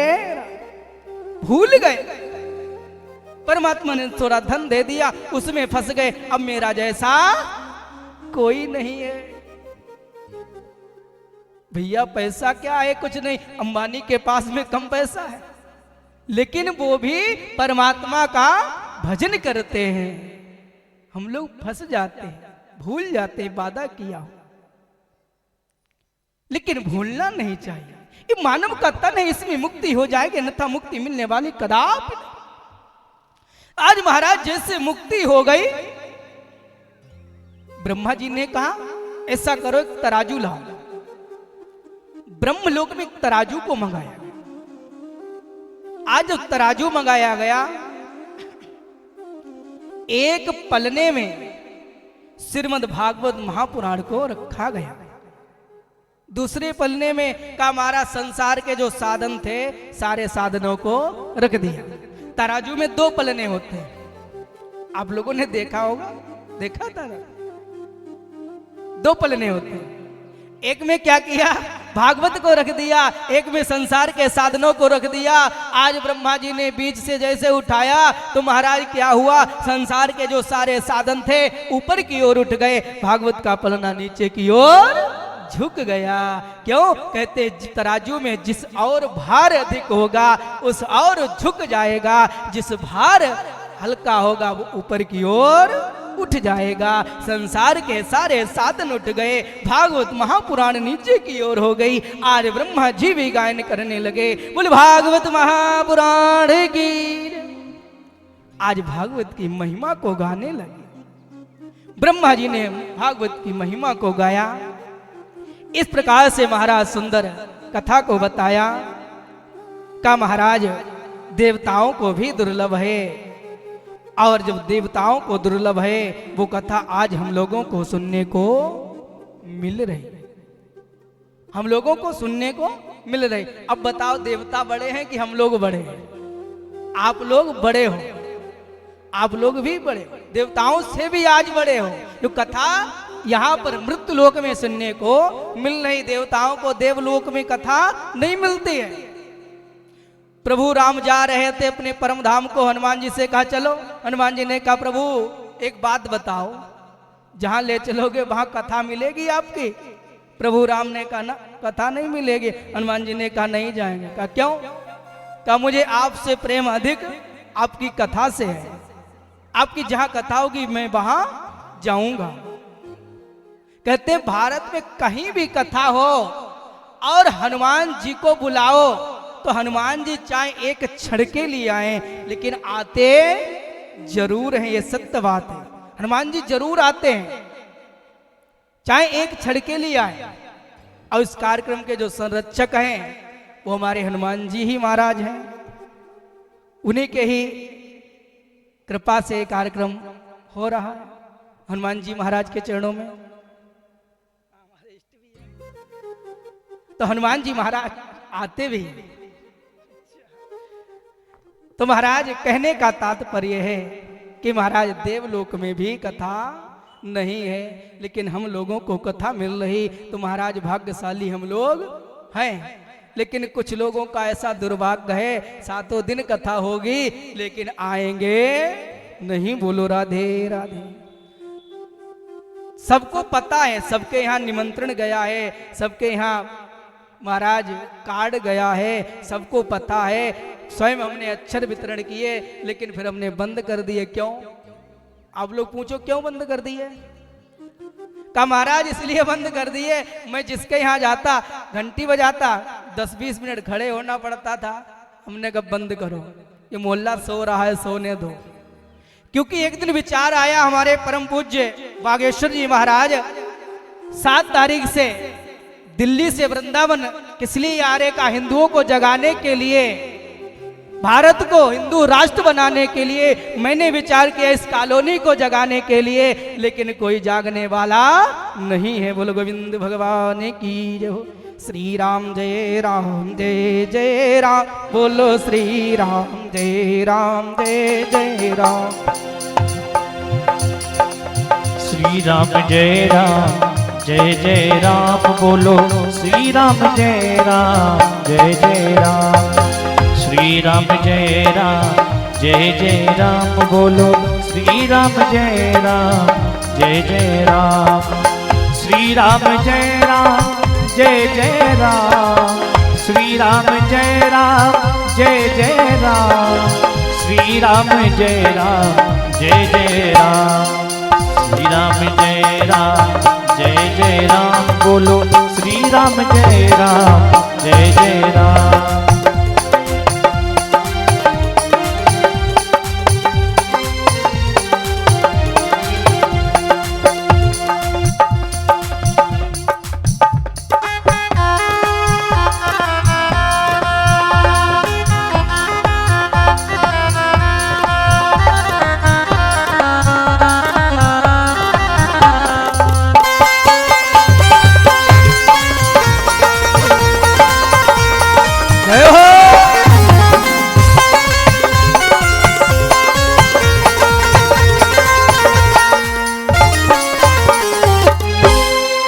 गोविंद भगवान की जय हो।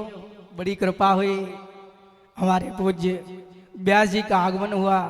व्यास जी के चरणों में चरण वंदन करते बड़े सौभाग्य की बात है। समय के कुछ कारण व्यास जी को ज्ञात भी नहीं कराया, लेकिन व्यास जी की ऐसी कृपा हुई, बड़े सौभाग्य की बात है। ऐसा सौभाग्य नहीं मिलता है भाई। बड़ी कृपा हुई जो व्यास जी आए। हमारे योगेंद्र दीक्षित जी हैं, सुंदर पावन कथा श्रवण कराते हैं, राम कथा भी करते हैं, सुंदर भागवत कथा भी करते हैं, वो सुंदर मधुर वाणी से कथा श्रवण कराते हैं। ऐसे हमारे भैया दीक्षित जी, बहुत बहुत धन्यवाद, आपका स्वागत है इस दास की तरफ से। और हमारे बड़े भैया ज्ञान दादा आए हैं, बहुत बहुत धन्यवाद कि उन्होंने अपना अमूल्य समय निकाला है और कथा में आए हैं। बहुत बहुत धन्यवाद, आपका आभार, आपका आशीर्वाद मुझे प्राप्त होता रहे, ऐसे मैं कामना करता हूँ। जब मैं नैमिष में पढ़ता था तो ज्ञान दादा वहाँ देव देवेश्वर महादेव का मंदिर है, वहाँ पे भंडारा करने जाते थे प्रतिवर्ष। और जब मुझे पता चलता था कि शाहजहांपुर के भंडारा कराने वाले आए हैं, बड़ी खुशी मिलती थी। विद्यालय में सबसे कहता था देखो शाहजहांपुर वाले भंडारा करा रहे हैं, शाहजहांपुर वाले। ये भी नहीं जानता कौन है, बस इतना पता था शाहजहांपुर रहते हैं। तो उसमें भी बड़ी खुशी मिलती कि कोई अपना शाहजहांपुर का आया और भंडारा करा। तो ऐसे हमारे ज्ञान दादा, बहुत बहुत धन्यवाद, आपका आभार है। बोले गोविंद भगवान की जय हो। कहाँ पे कथा चल रही थी? कथा कहाँ पे चल रही थी बताओ, किसी ने श्रवण की?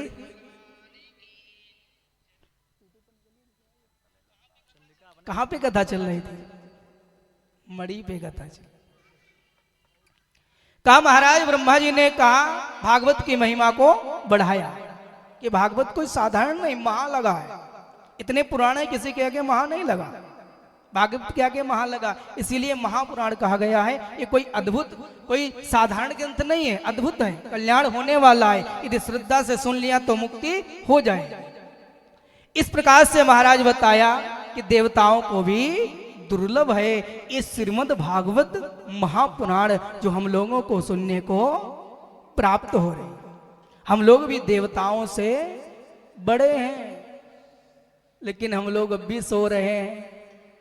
अभी मैं बता रहा था, अक्षत वितरण करने गया, घंटी बजाता खड़ा रहता था। हमने कहा चलो छोड़ो, क्या चक्कर में पड़े हो।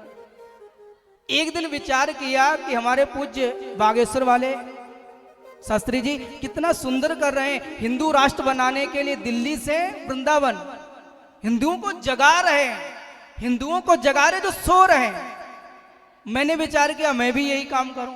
मैंने कहा कहीं ना कॉलोनी में जो नहीं लोग आते हैं उनके पास चला जाए, उनको बताया जाए कि हाँ भैया हम खुद आए हैं, अक्षत देने आए हैं, निमंत्रण दे रहे हैं, आप चलिए कथा।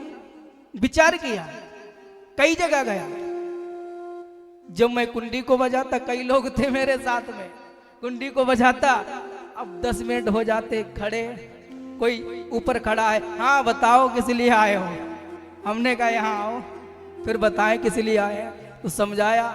लेकिन क्या इस कॉलोनी में जागने वाले नहीं है, सो रहे हैं तो वो सो रहे, माया में सो रहे, पैसे में सो रहे। मैं तो उनसे कहता हूं जब जाना तब ये पैसा जब है साथ में ही लेकर चले जाना। बोलो राधे राधे।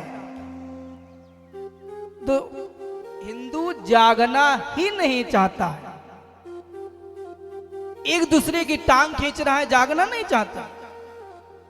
थोड़ा सा कोई आगे बढ़ जाए, पीछे खींचो, कैसे आगे गया। कहने का तात्पर्य है आप सभी जाग जाओ। यदि हिंदू जाग गए तो हमारा देश है जो महाराज हिंदू राष्ट्र हो जाएगा। ऐसे महाराज हिंदू राष्ट्र होने वाला नहीं है। यदि हिंदू राष्ट्र हो गया तो सब कुछ मिल गया। बोलो राधे राधे। पूज्य महाराज जी दिल्ली से वृंदावन पैदल आ रहे हैं 9 दिवसीय। हम लोग क्या यहाँ बैठकर कथा नहीं सुन सकते हैं? लेकिन नहीं सुनेंगे। क्यों? क्यों जाना? पैसा है, इसी के साथ में रहना है। बोलो राधे राधे। लेकिन कोई ना आए, हम जानते जो हमारे पुराने भक्त हैं, परमानेंटी भक्त, वो तो आते रहेंगे, हमें पता है, चेहरे से हम पहचान लेते हैं। और मैं गया भी उनके यहाँ जो कभी नहीं आते थे, उनके यहाँ ही गया और मैंने कह दिया आप कथा में नहीं आए। उन्होंने कहा हाँ पंडित जी नहीं आए, कारण था। और झूठ भी नहीं बोल सकते क्योंकि मैं चेहरा को देख लेता हूँ, पढ़ लेता हूँ। आप कहो पंडित जी हम कथा में गए, मैंने अगर देख लिया तो आप चाहे 2 महीने के बाद पूछना, हम बता देंगे आप आए थे कथा, और ना आओ तो मैं बता दूंगा आप कथा में नहीं आए थे। बोलो राधे राधे। इतना अनुभव हो जाता है, पता चल जाता है। तो इस प्रकार से महाराज सुंदर कथा को बताया गया। अंत में महाराज बताया है कि नारद जी ने कथा क्यों सुन की। का महाराज नारद जी को क्यों कथा सुन करने को पड़ी, क्या कारण था? का एक समय की बात है, नारद जी ने विचार किया, एक दो विशालायाम चत्वार ऋषयो मला।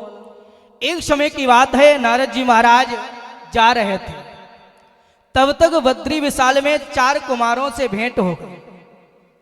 जब 4 कुमारों से भेंट हो गई, सनत कुमारों ने नारद जी को रोक लिया। ये नारद कहाँ जा रहे? नारद जी ने दौड़कर प्रणाम किया, क्योंकि नारद जी के भाई हैं सनत कुमार। आज प्रणाम किया, कहाँ जा रहे हो? नारद जी ने कहा भैया मैं जा रहा हूं। कहा? का सत्संग की खोज में। का क्यों? क्या कारण पड़ा सत्संग की खोज? आपका तो चेहरा ऐसा मुरझाया हुआ है जिसे किसी ने आपका धन छीन लिया हो, किसी ने अपमान कर दिया हो। बताओ क्या कारण है? नारद जी ने कहा ना भैया, किसी ने मेरा अपमान नहीं किया, किसी ने मेरा धन नहीं छीना, फिर कारण बताओ। का सत्संग की खोज करनी। बस कहा मुझे तो ऐसा लगता कि आपके पास जो धन था छीन लिया हो किसी ने। करना किसी ने नहीं छीना। का संतों के पास में धन क्या है, भक्तों के पास में क्या धन है। हमरो धन राधा श्री राधा परम धन राधा राधा राधा राधा राधा हमारो धन राधा।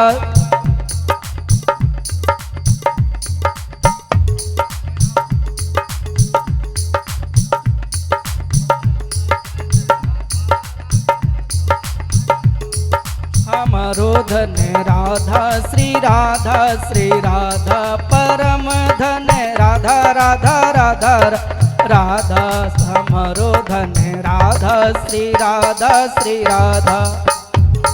हमारो धन राधा श्री राधा हमारो धन राधा श्री राधा। जीवन धन राधा राधा राधा राधा राधा जीवन धन राधा राधा राधा राधा राधा हमारो धन राधा श्री राधा हमारो धन राधा श्री राधा।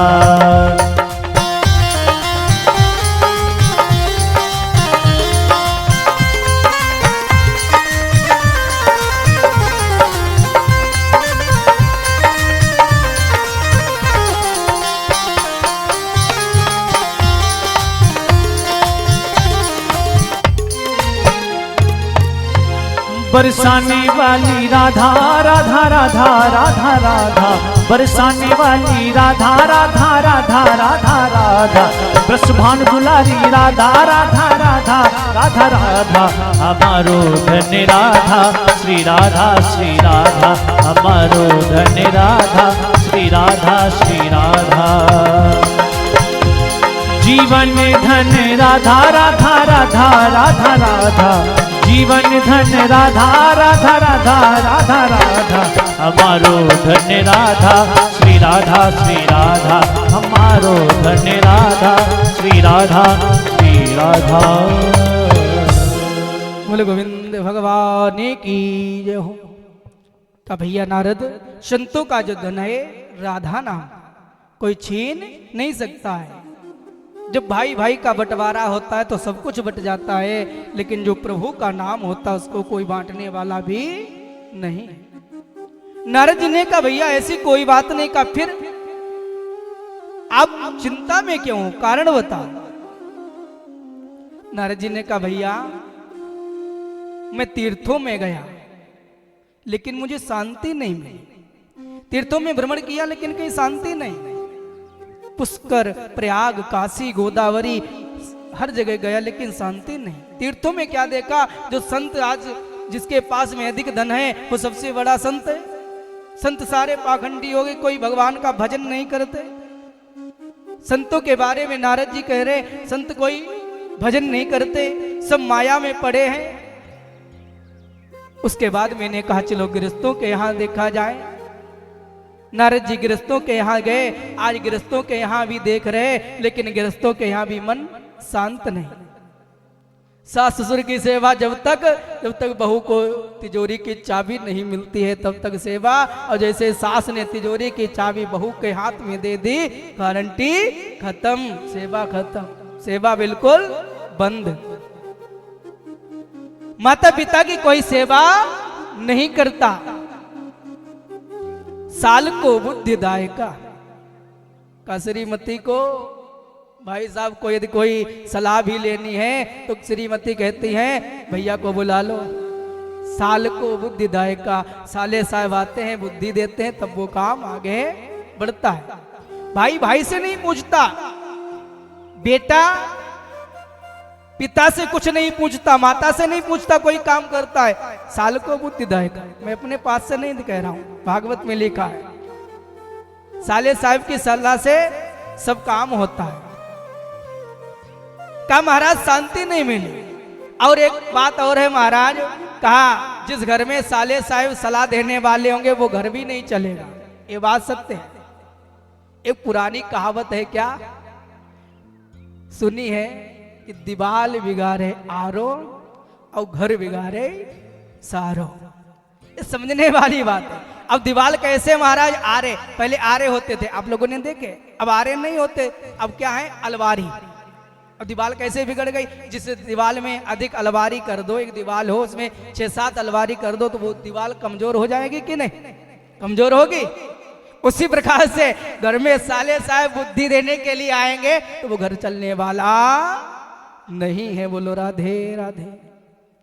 इस प्रकार से बताया कि महाराज मन नहीं शांत। आज माता पिता अपने बालकों को क्या शिक्षा देते हैं, मात पिता बालक ही बुलावै, उदर बरहि सोही धर्म सिखावै। बालक ही बुलावे, उदर भरे सोई धर्म सिखावे। मातु पिता बालक ही बुलावे, उदर भरे सोई धर्म सिखावे। मातु पिता बालक ही बुलावे, उदर भरे सोई। माता पिता बालकों को क्या सिखाते, उदर अथवा पेट, जिससे मेरे पुत्र का पेट भरे। आगे की शिक्षा दे रहे, धर्म को नहीं सिखा रहे। ये रामायण में गोस्वामी तुलसीदास जी महाराज ने जो लिखा है वो सत्य हो रहा है, सब कुछ सत्य हो रहा है, कोई झूठ नहीं लिखा। का माता पिता बालक के बुलावे, उदर भरम सही धर्म सिखावे। माता पिता बालकों को क्या शिक्षा देते, जिससे मेरे पुत्र की आगे की ओर बढ़े, कोई धर्म की ओर नहीं चाहता। हर माता पिता कहता मेरा पुत्र की सरकारी नौकरी लग जाए, मेरा पुत्र ये बन जाए, मेरा पुत्र मास्टर बन जाए, डॉक्टर बन जाए। लेकिन ये कोई माता पिता नहीं कहता कि मेरा पुत्र बाबा बन जाए, ये कोई नहीं कहता। आज तक मैंने ये कभी किसी से नहीं सुना है। जिसके यहाँ जाओ कुंडली कहते, पंडित जी कुंडली देख लो, मेरा पुत्र क्या बनेगा। दीक्षित जी है कि मेरा पुत्र आगे क्या बनेगा,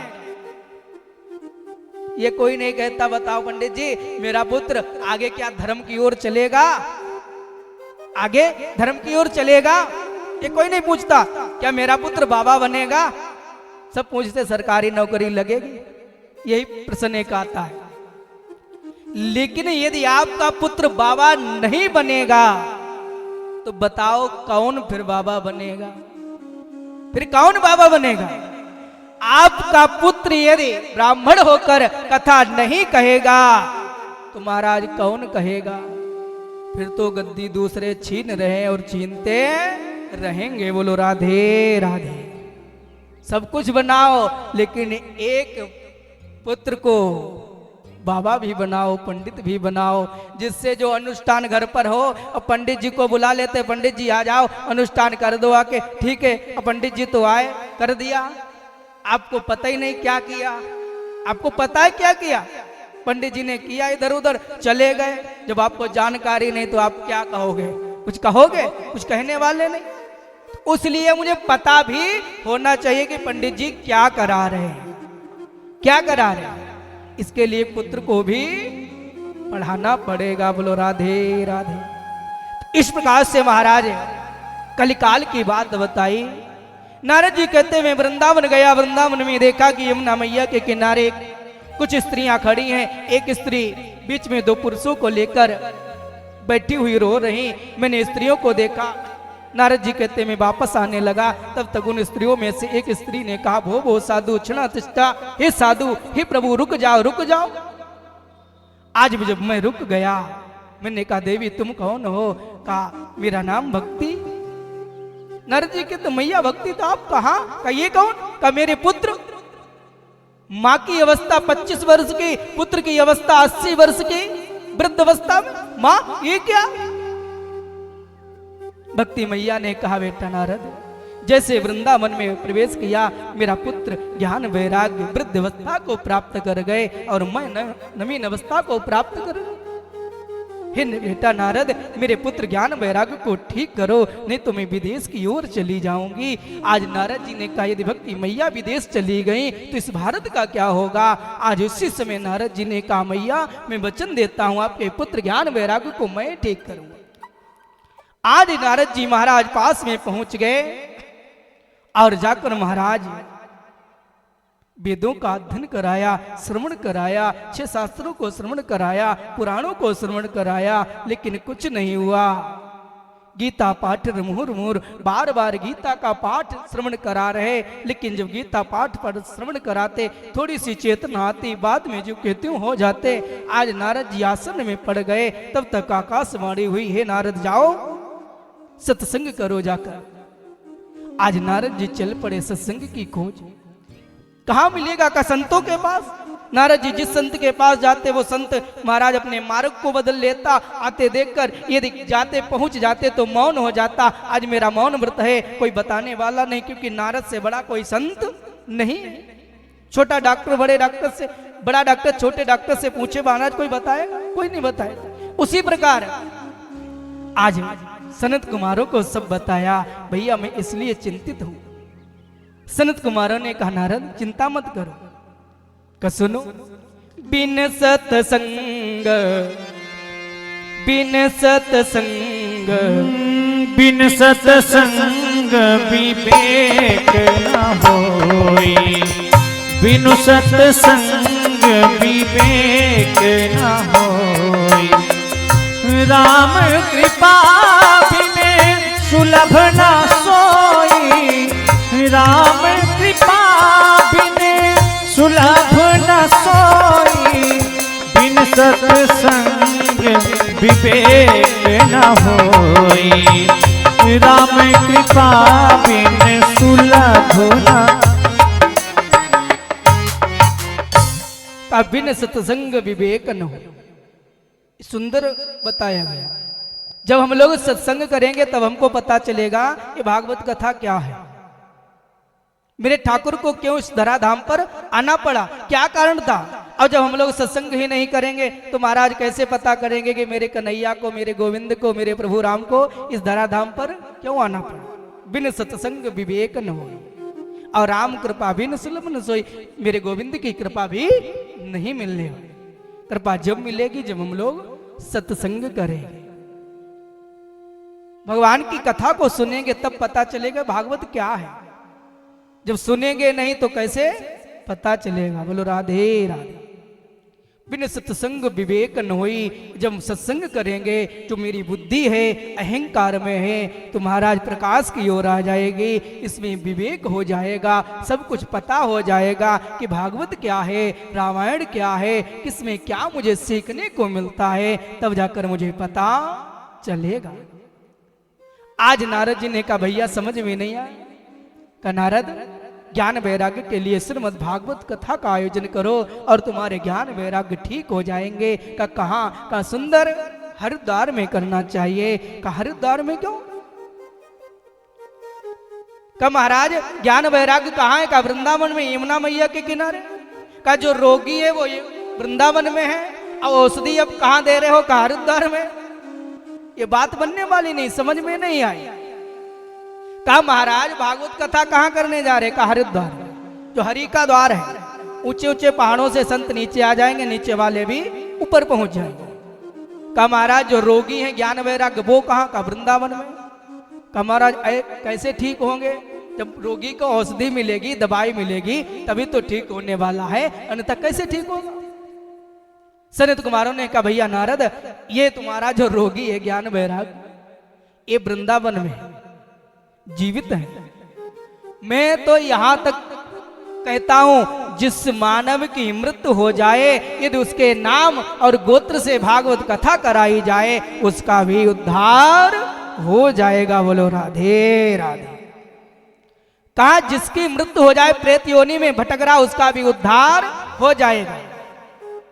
का भैया ये कथा श्रवण कराओ। का ये कथा बड़ी है, ये कथा आप सभी लोग कल श्रवण करेंगे। कैसे एक प्रेत का उद्धार भागवत कथा श्रवण करने से हुआ और नारद जी को कथा कैसे सुनने को मिली, ये कथा आप लोग कल की कथा में श्रवण करेंगे। क्योंकि दिन की वेला में सुंदर प्रातःकालीन सुबह से लगा हूं, कलश यात्रा हुई और अभी पेट पूजा भी नहीं हुई, खाली जल से काम चल रहा है। चाची ने आलू भेजे, बढ़िया थे, खूब धनिया की पत्ती पड़ी थी, मिर्चा पड़े थे, बड़े अच्छे थे। लेकिन साथ भी ले गए, 2-4 लोग हो गए, जरा देर में सीताराम। चाय भी, चाय ज्यादा पीता नहीं, तो जल से काम चल रहा है। 2 गिलास जल पिया था दीदी आपने जो पिलाया था, वही जल पिए, चल रहा है काम। सब गोविंद की कृपा है। तो व्रत भी आज सबका है, आज पर्व भी है, एकादशी है। आज से नारायण भगवान जो सो रहे थे उठ जाएंगे। तो आज की जो प्रथम दिवस की कथा को यहीं पर विराम देते हैं। कल ठीक 2 बजे से 6 बजे तक आप सभी से यही निवेदन है, कथा लाइव हो रही है। कुछ लोग यहाँ से भी देख रहे हैं, बाहर वाले भी लोग देख रहे हैं। तो आप लोग ठीक 2 बजे से 4 बजे तक का समय निकालिए। ठीक 2 बजे आप लोग आ जाएंगे और 10 मिनट में हम भी आ जाएंगे, कथा शुरू कर देंगे। क्योंकि लाइव हो रही, यहाँ की तो कोई बात ही नहीं, बाहर वाले सुन रहे हैं तो उनको भी सुनाना है। और विशेष निवेदन है कि जो मेरा ग्रुप है, मेरा भागवत परिवार, उसमें मैं अपने YouTube चैनल का लिंक डाल दूंगा, आप लोग उसके जुड़कर आप सुनिए। आपका जो फोन में ग्रुप बना हो उस ग्रुप में डाल दीजिए। आप अपने रिश्तेदारी में अपनी बहन को, अपने पिताजी को, माताजी को, सबके पास भेज दीजिए कि पंडित जी की कथा सुनी है। जबरदस्ती सबको कथा सुनाइए ताकि हमारा भी कुछ आगे की ओर बढ़ जाए, काम हो जाए। चैनल तो मोनेटाइज है, कोई दिक्कत नहीं, लेकिन वीडियो नहीं पढ़ पाती है। तो आप लोग हमारे चैनल से जाकर सभी लोग कथा जरूर सुने। आचार्य आशीष वाजपेयी के नाम से यूट्यूब चैनल चल रहा है, तो इस बार लाइव कथा हो रही है, तो आप लोग लाइव दर्शन करें। जो लोग नहीं आ पाए वो लोग कथा घर बैठे भी सुन सकते हैं। यहाँ के जाने के बाद भी आप लोग एक बार चलाकर जरूर देख लें कि हमारी फोटो आई है कि नहीं। अपनी अपनी फोटो जरूर देख लेना कि फोटो आई है कि नहीं। अगर ना आई हो तो कल हमारे चंद्रिका भैया हैं, इनके पास आना, शिकायत करना आके। फोटो सबकी आनी चाहिए, और जिसकी ना फोटो आई हो कल इनको लेके डंडा आना, उनको बताना कि हमारी फोटो नहीं आई। हाँ, सबकी फोटो, अपनी अपनी फोटो जरूर चेक करना। और सबकी फोटो आ रही और लाइव कथा हो रही। आप लोग हमारे चैनल से कथा से जुड़िए और आप अपने इष्ट मित्र, अपने परिवार सबके पास भेज दीजिए कि कथा को सुनिए और खूब आनंद लीजिए। आज प्रथम दिवस हो गया, मात्र 6 दिन और बचे हैं। आप सभी लोग समय से आए और समय से जाएं, ये मेरा निवेदन है। आप लोग समय से जरूर आए। जिसको यजमान बनना आप लोग यजमान बनिए, जिसको प्रसाद की व्यवस्था करनी प्रसाद करिए, जिसको जो सहयोग करना हो आप लोग सहयोग करिए। तन मन धन से तीनों प्रकार से सहयोग करते हुए जो पिछले 3 वर्षों से जो कथा होती आ रही है, चौथे वर्ष में भी ये कार्यक्रम आप लोगों को ही सफल बनाना है। जैसे बनाओ, जो करना हो वो करो, लेकिन कथा को सफल बनाना है। अधिक से अधिक आप ये समय मुझे जरूर दीजिए, 2 बजे से 6 बजे तक। बाकी अपना काम कर लीजिए, क्योंकि जीवन में फुर्सत नहीं है, काम दिन प्रतिदिन है, लेकिन कथा तो 6 दिन है। और कार्तिक मास में कहाँ कथा रखी, कथा कहाँ रखी, कथा नहीं मिलती ज्यादा सुनने को कार्तिक मास में। और एकादशी को बड़ी कृपा है ठाकुर जी की, एकादशी को कार्तिक मास के भी 5 दिन मिल रहे हैं। तो आप लोग कथा का आनंद लीजिए, भागवत स्मरण करिए, काम को छोड़ दो। पतिदेव ड्यूटी जाते हैं, कोई जाओ या ना जाओ, हम कथा सुनेंगे। और 2 बजे तक सब लोग फ्री भी हो जाते हैं, तो 2 से 6 तक जरूर आइए। ऐसा समय किसी को कष्ट नहीं होता। 6 बजे जाइए, 7 बजे तक खूब भोजन बनाओ, 8 बजे से खूब सो, खाओ पियो रहो। ठीक है, आप सभी लोग 2 से 6 तक कथा के लिए आए, यजमान बने। बोल गोविंद भगवान की जय। आइए एक सुंदर सा भजन, और भजन के बाद आप सभी लोग आरती प्रसाद लेकर ही जाए।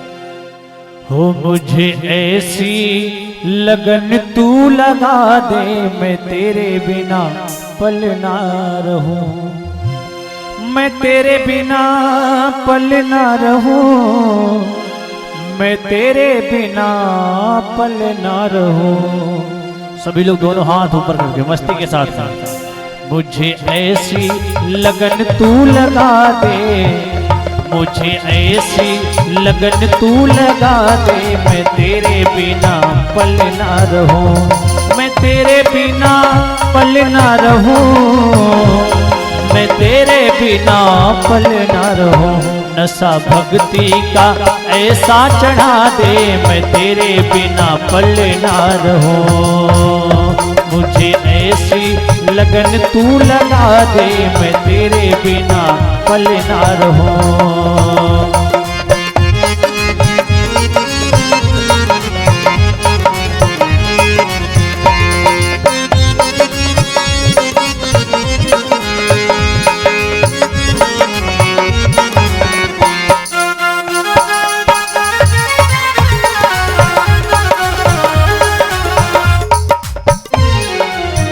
और भक्त कहने लगे क्या, तूने बड़ा तड़पाया मैंने कुछ ना कहा, तूने बड़ा तड़पाया मैंने कुछ ना कहा, तूने दिल को चुराया मैंने कुछ ना कहा, तूने बड़ा तड़पाया मैंने कुछ ना कहा। मुझे ऐसी लगन तू लगा दे, मुझे ऐसी लगन तू लगा दे, मैं तेरे बिना पल ना रहूं।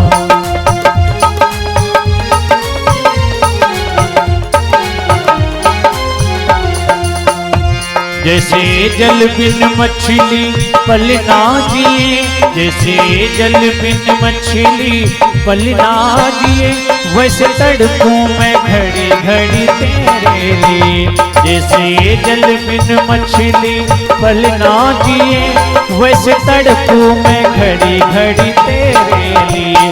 मुझे ऐसी लगन तू लगा दे, मुझे ऐसी लगन तू लगा दे, मैं तेरे बिना पल ना रहूं। मुझे ऐसी लगन तू लगा दे, मैं तेरे बिना पल ना रहूं। मुझे ऐसी लगन तू लगा दे, मैं तेरे बिना पल ना रहूं। मैं तेरे बिना पल ना रहूं, मैं तेरे बिना पल ना रहूं। बोल बांके बिहारी सरकार की जय हो, बोल राधा रानी सरकार की। आप सभी लोग खड़े हो जाएं, सभी लोग अपने अपने स्थान पर खड़े हो।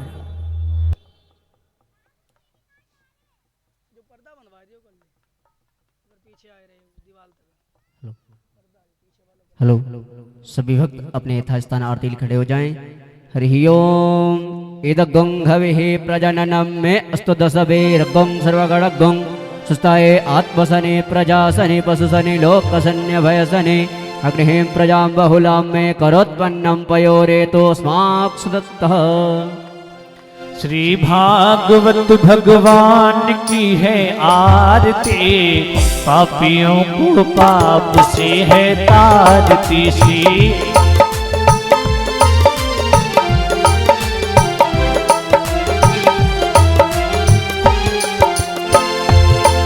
ये अमर ग्रंथ ये मुक्ति पंथ ये पंचम वेद निराला, नव ज्योति जगाने वाला।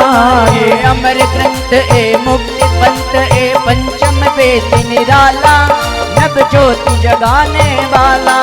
हरि नाम यही हरि धाम यही, हरि नाम यही हरि धाम यही, सबकी महिमा की आरती, पापियों को पाप से है तारती। श्री भागवत भगवान की है आरती।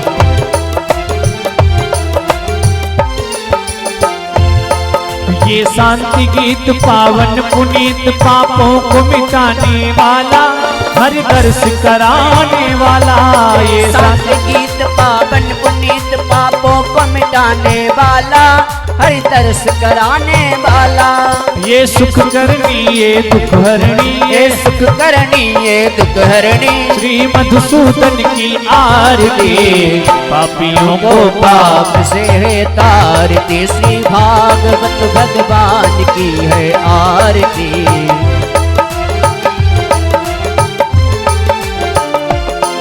ये मधुर बोल सदपंथ खोल, सन्मार्ग दिखाने वाला, बिगड़ी को बनाने वाला। ये मधुर बोल जगपंथ खोल, सदमार्ग बताने वाला, बिगड़ी को बनाने वाला। श्री राम यही घनश्याम यही, श्री राम यही घनश्याम यही जग के मंगल की आरती, पापियों को पाप से है तारती, श्री भागवत भगवान की है आरती। कर्पूर गौरम करुणावतारम, संसार सारम भुजगेन्द्रहारम, सदा वसंतम हृदयारविंदे, भवं भवानी सहितं नमामि। त्वमेव माता च पिता त्वमेव, त्वमेव बन्धुः सखा त्वमेव, त्वमेव विद्या द्रविणं त्वमेव, त्वमेव सर्वं